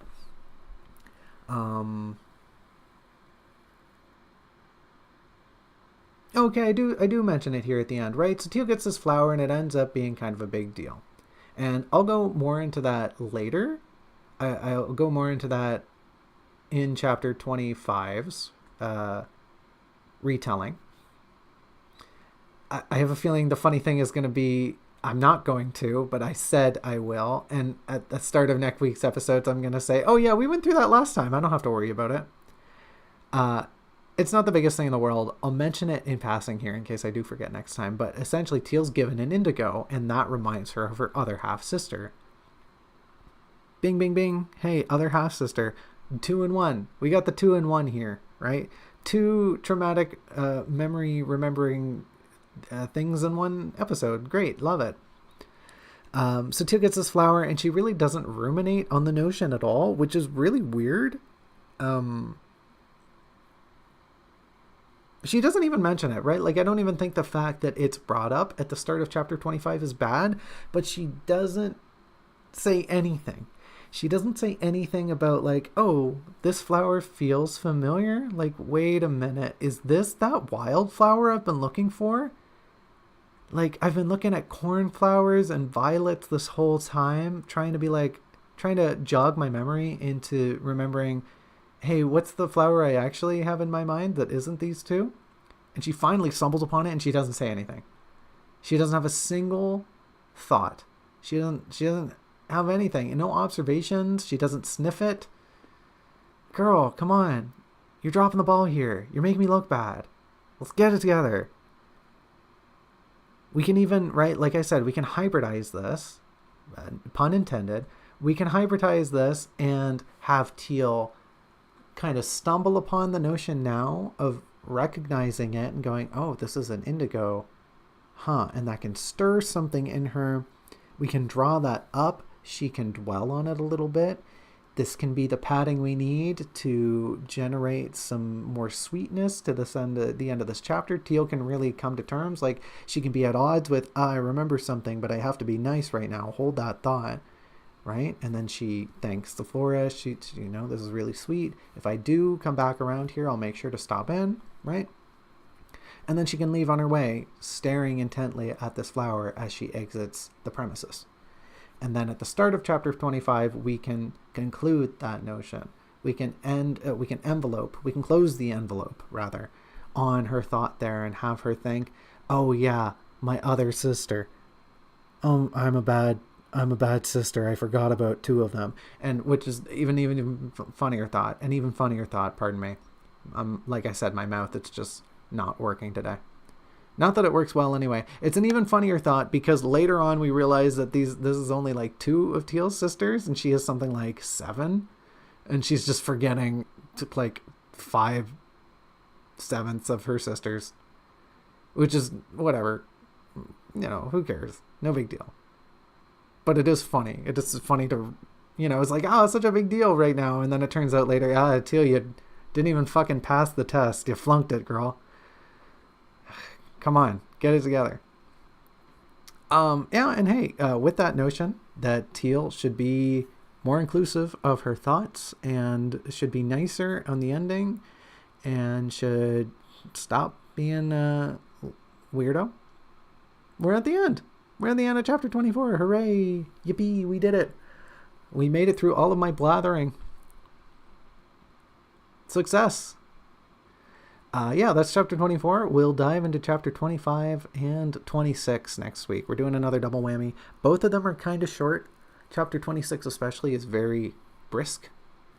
But for now, we've finished chapter 24. I'm even thinking, like, man, should I just record? Like, maybe not do a live stream for some of the future episodes? Because they're going to be beefy. They're going to be thick. They're going to be girthy. I don't think I can get through chapter 36's, 35's notes, let alone like 34, 33. I don't know if I can get through any of the chapter 30s because the chapter 30 notes are just ridiculously big. Oh, OBS disconnected from chat. Sorry if anybody says anything. We honestly just might need to expand the stream time and dig a little deeper. We might just have to dive in and hold on for dear life. But as I said, I really want to do some drawing. We've only got like 20 minutes left on stream. So, hey, we did it. Thank goodness. Thanks for coming. No, I don't want to upload it. Stupid. What do you think I am? Dumb? I'm not giving it to your AI bots. Get off my back. We're going to do some drawing. I'm going to enter the void real quick. Whip in the void. Hello. Hello, void. I missed you. It's been so long. Let me get my pen ready. Let me close all this crap. Yes, save it, Microsoft. Always save my documents. Actually, that's what kind of ruined me a few weeks ago. As I saved over a document I shouldn't have. So, moral of the story, you don't always want to save when you close. Sometimes you want to fix things. Sometimes you want to save them as something else. Right, let me get a canvas open here. Ooh, you know what? Let me unplug my mouse. Let me plug in my tablet. Boo-boo. Boo-boo. Oh, I guess that doesn't pick up on stream, does it? Because I muted my desktop audio. That's kind of funny. That's a little funny. Although it does mean I have to start using my trackpad, which is annoying. There we go. All right, folks. We got 20 minutes. We got 20 minutes to doodle. Let's get this bread. Let's get this Tato baguette. And her name is Tato, right? Kasane? Kasane Tato, right? Is it Kasane? Whatever, it doesn't matter, right? It's T-E-T-O, Tato, like a potato. And if somebody has not put that together yet, very criminal. Very awful, very bad, very not good. Robin says in chat, sorry bestie, it still does. And I don't know what they mean by that, because I'm just going to keep going on with my life. I'm just going to keep going on and on and on and on and on. Anyways, I haven't drawn today, so let's do some quick warm-ups. Like I said, we're only really going to draw for like 20 minutes. So I'm probably not going to draw anything very serious. I might just do like a bust. I might just do some very, scrungly looking teals. Maybe I'll draw like an azure today. That would be kind of fun. We talked about azure quite a little bit. Sorry if you can hear the squeaking of my tablet. It's quite old and worn, so the pen is a little noisy on its surface. Oh, and I must have touched something because we're not getting a line here, but that's okay. We'll finish the exercise anyway. You can see my cursor going around and around, and you can probably hear my pen going too. So that's how you know I'm definitely doing it. Okay, cool. And let's go the other way. And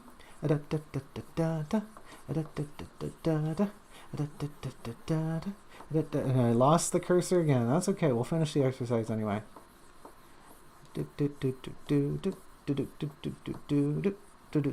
finish the conga line.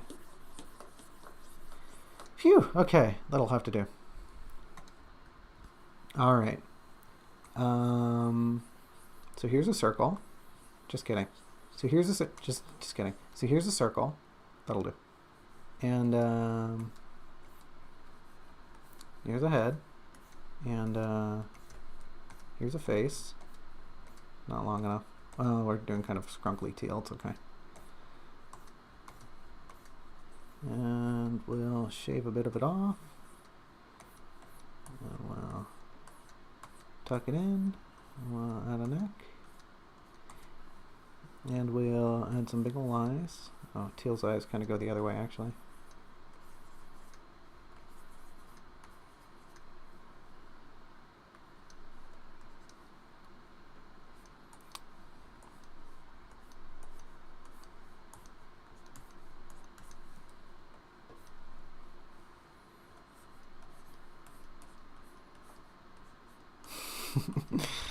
I don't know what I'm doing.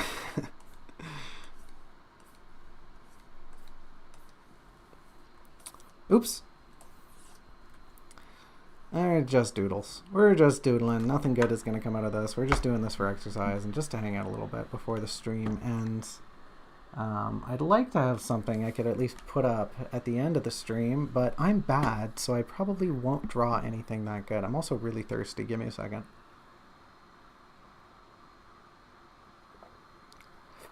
turns out that talking for 2 hours straight really leaves you parched.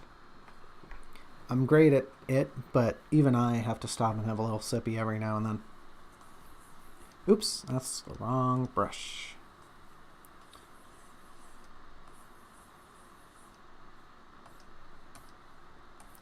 Ba ba ba ba ba. Ba ba ba ba ba. Ba ba ba ba ba. Ba ba ba ba ba ba ba ba ba. It's that time of year where Feliz Navidad is just always on the radio. Actually, I've been pretty lucky this year. I haven't actually heard much of the radio.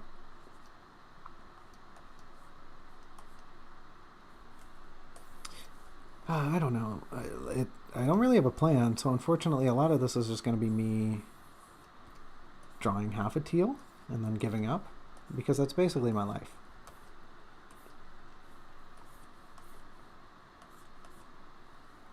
I could take it a little more seriously. Draw like a properly proportioned teal evergarden. A little high on the forehand there.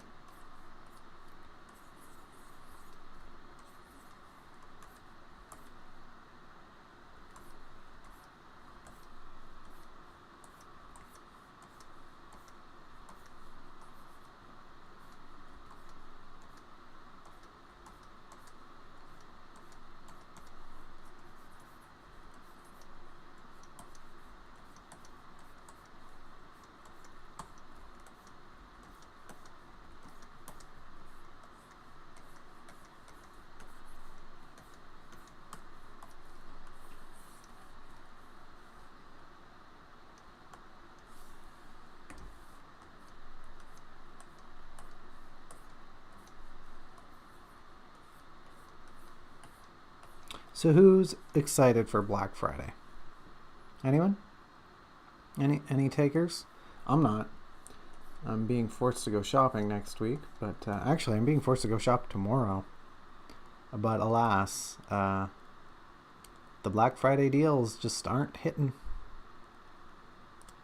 No, the Black Friday that lasted just, it's not like they just have a month of crappy deals. It's not like late stage capitalism is a total farce. It's not like they're not even trying to lie to us anymore. It's not like neoliberalism is keeping the capitalist ideology afloat through its ignorance of the ongoing suffering of the masses of the world, but yet we persist.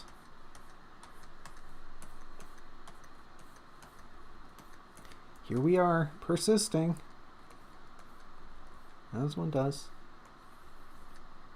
I'm nothing if not persistent. I'm nothing if not perspiring.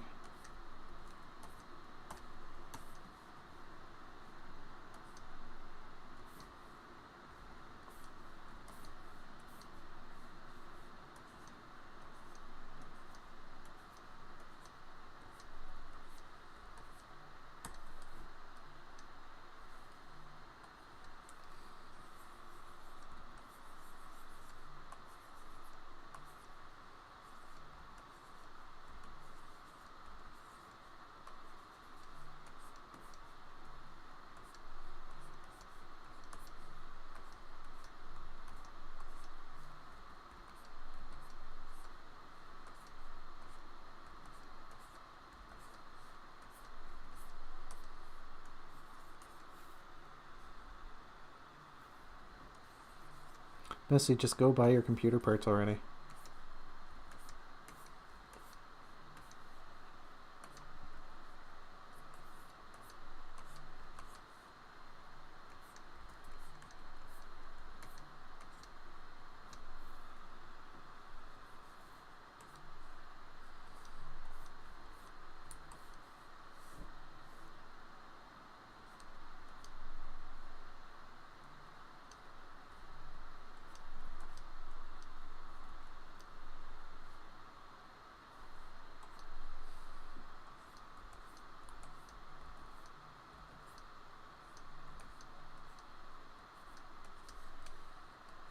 I actually haven't drawn a teal in a long time. Like, I think it's been a couple months.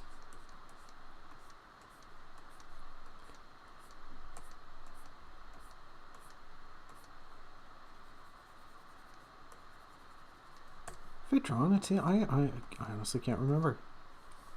I think I have one recently saved, but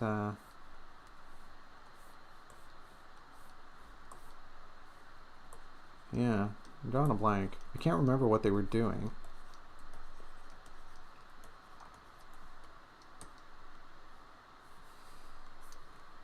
They definitely were eating a whole baguette.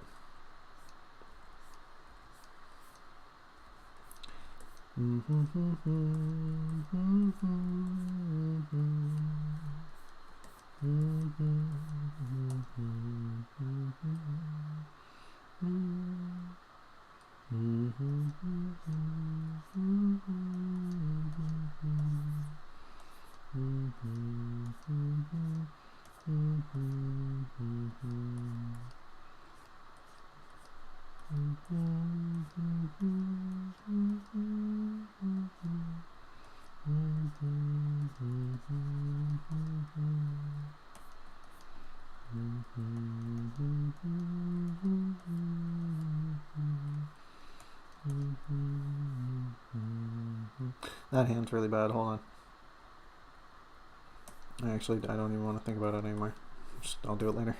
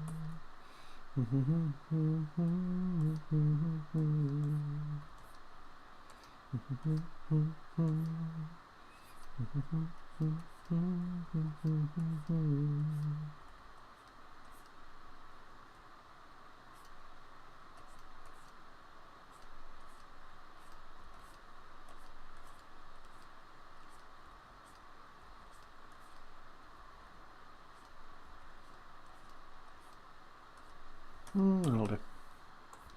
We're not painting the Mona Lisa here, we're just doodling.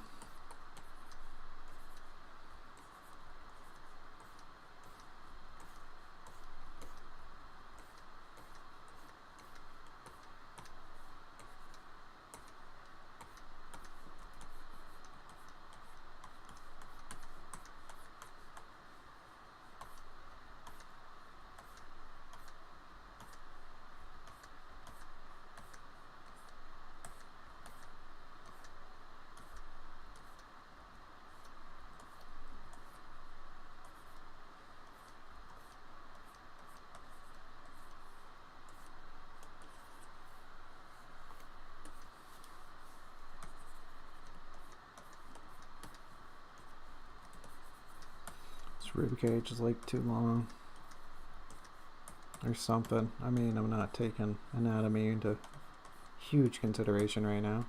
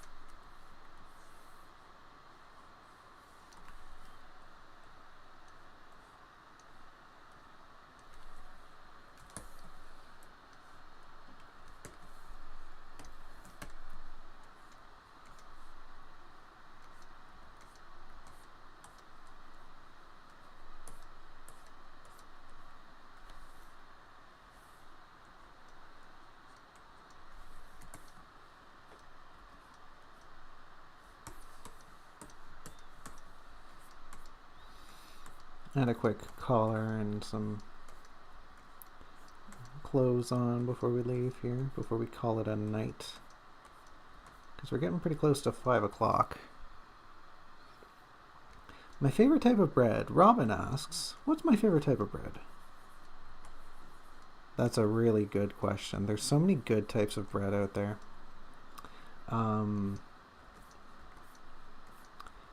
Geez.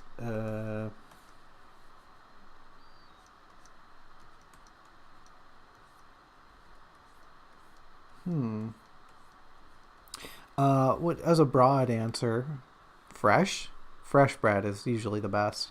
My least favorite would be stale, unless it's cooked into French toast, in which case stale bread suddenly becomes pretty good. It's really hard to beat a nice brioche. Just the fluffiness of it, the tenderness of the dough,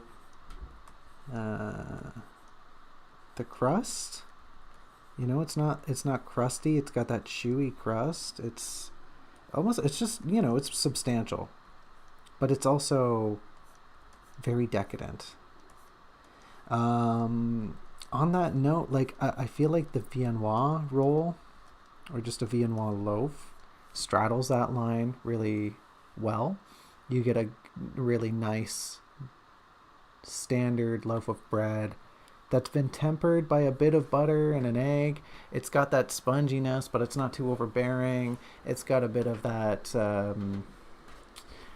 that malty quality, that yeasty quality, without being too pungent.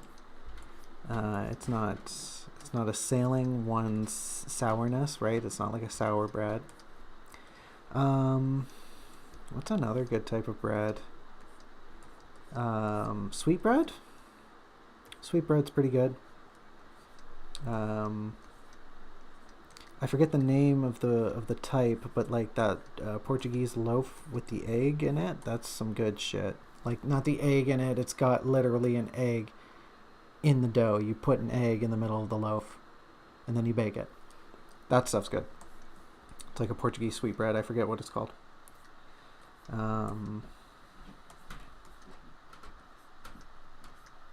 What else is good? What else? Honestly, like any bread. Bread is just so good.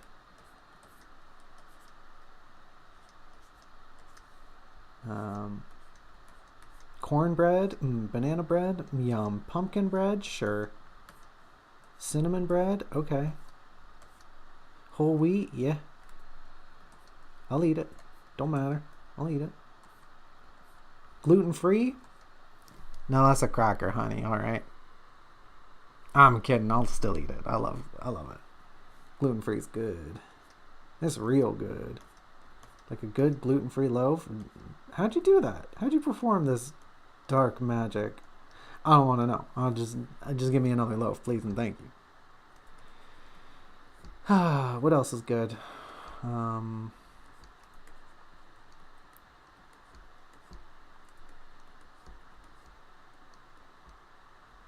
Cheese bread? Garlic bread? Yum. Oh. Tell me a loaf of garlic bread, no frickin' problem. Bread sticks? Yum. Honestly, pretzels? Yum. That's bread. Don't tell me it isn't. Don't tell me that ain't bread.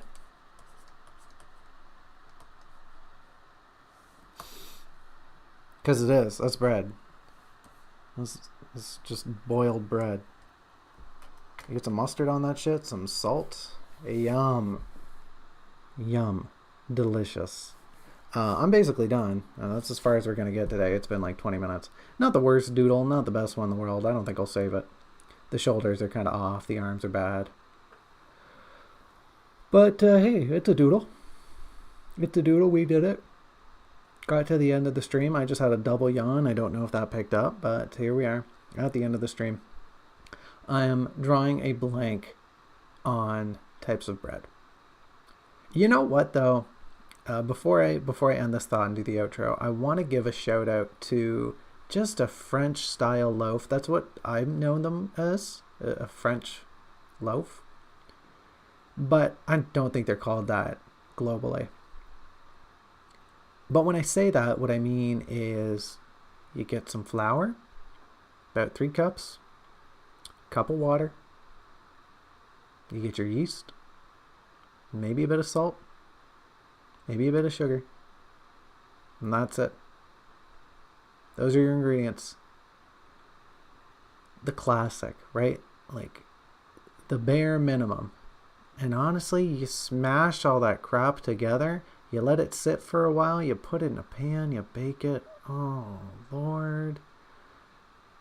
You don't need more. You don't need more than that. The simple air, the refined minimalist approach, it's what our ancestors made, right? That's as good as it gets. I mean, they didn't have refined non-purpose or all-purpose flour, right? But you know what I'm saying. It's back to basics. And it's good. You make a loaf just out of that. What more could you want? Enough. You can gussy it up. You can throw some butter in there, sure. But you don't need more at the end of the day. Bread's got your back.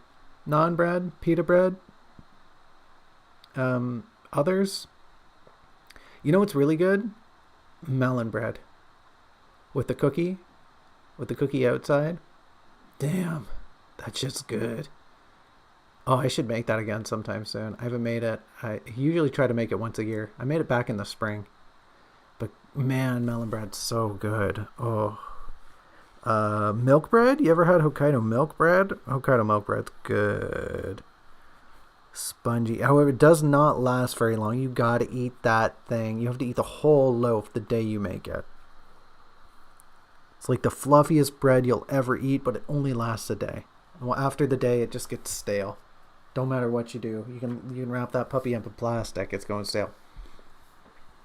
Anyways, that's enough about bread.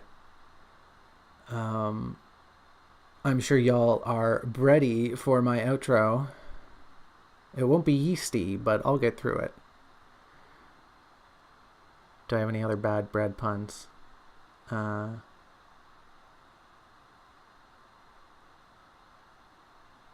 sure I could think of something. But I'll croissant that line when I get to it. Thanks for coming, folks. And thanks for hanging out with us this week. I realize I blabbered a lot, but hey, we did some drawing, and that's great. We got through chapter 24 all in one piece, all in one segment. Tune in next week, same time, next Tuesday. I think it's the 3rd of December. Don't quote me on that. Next Tuesday, anyway. Swing on by. We'll talk about chapters 25, 26 next time. The mother and child, obviously they're going together.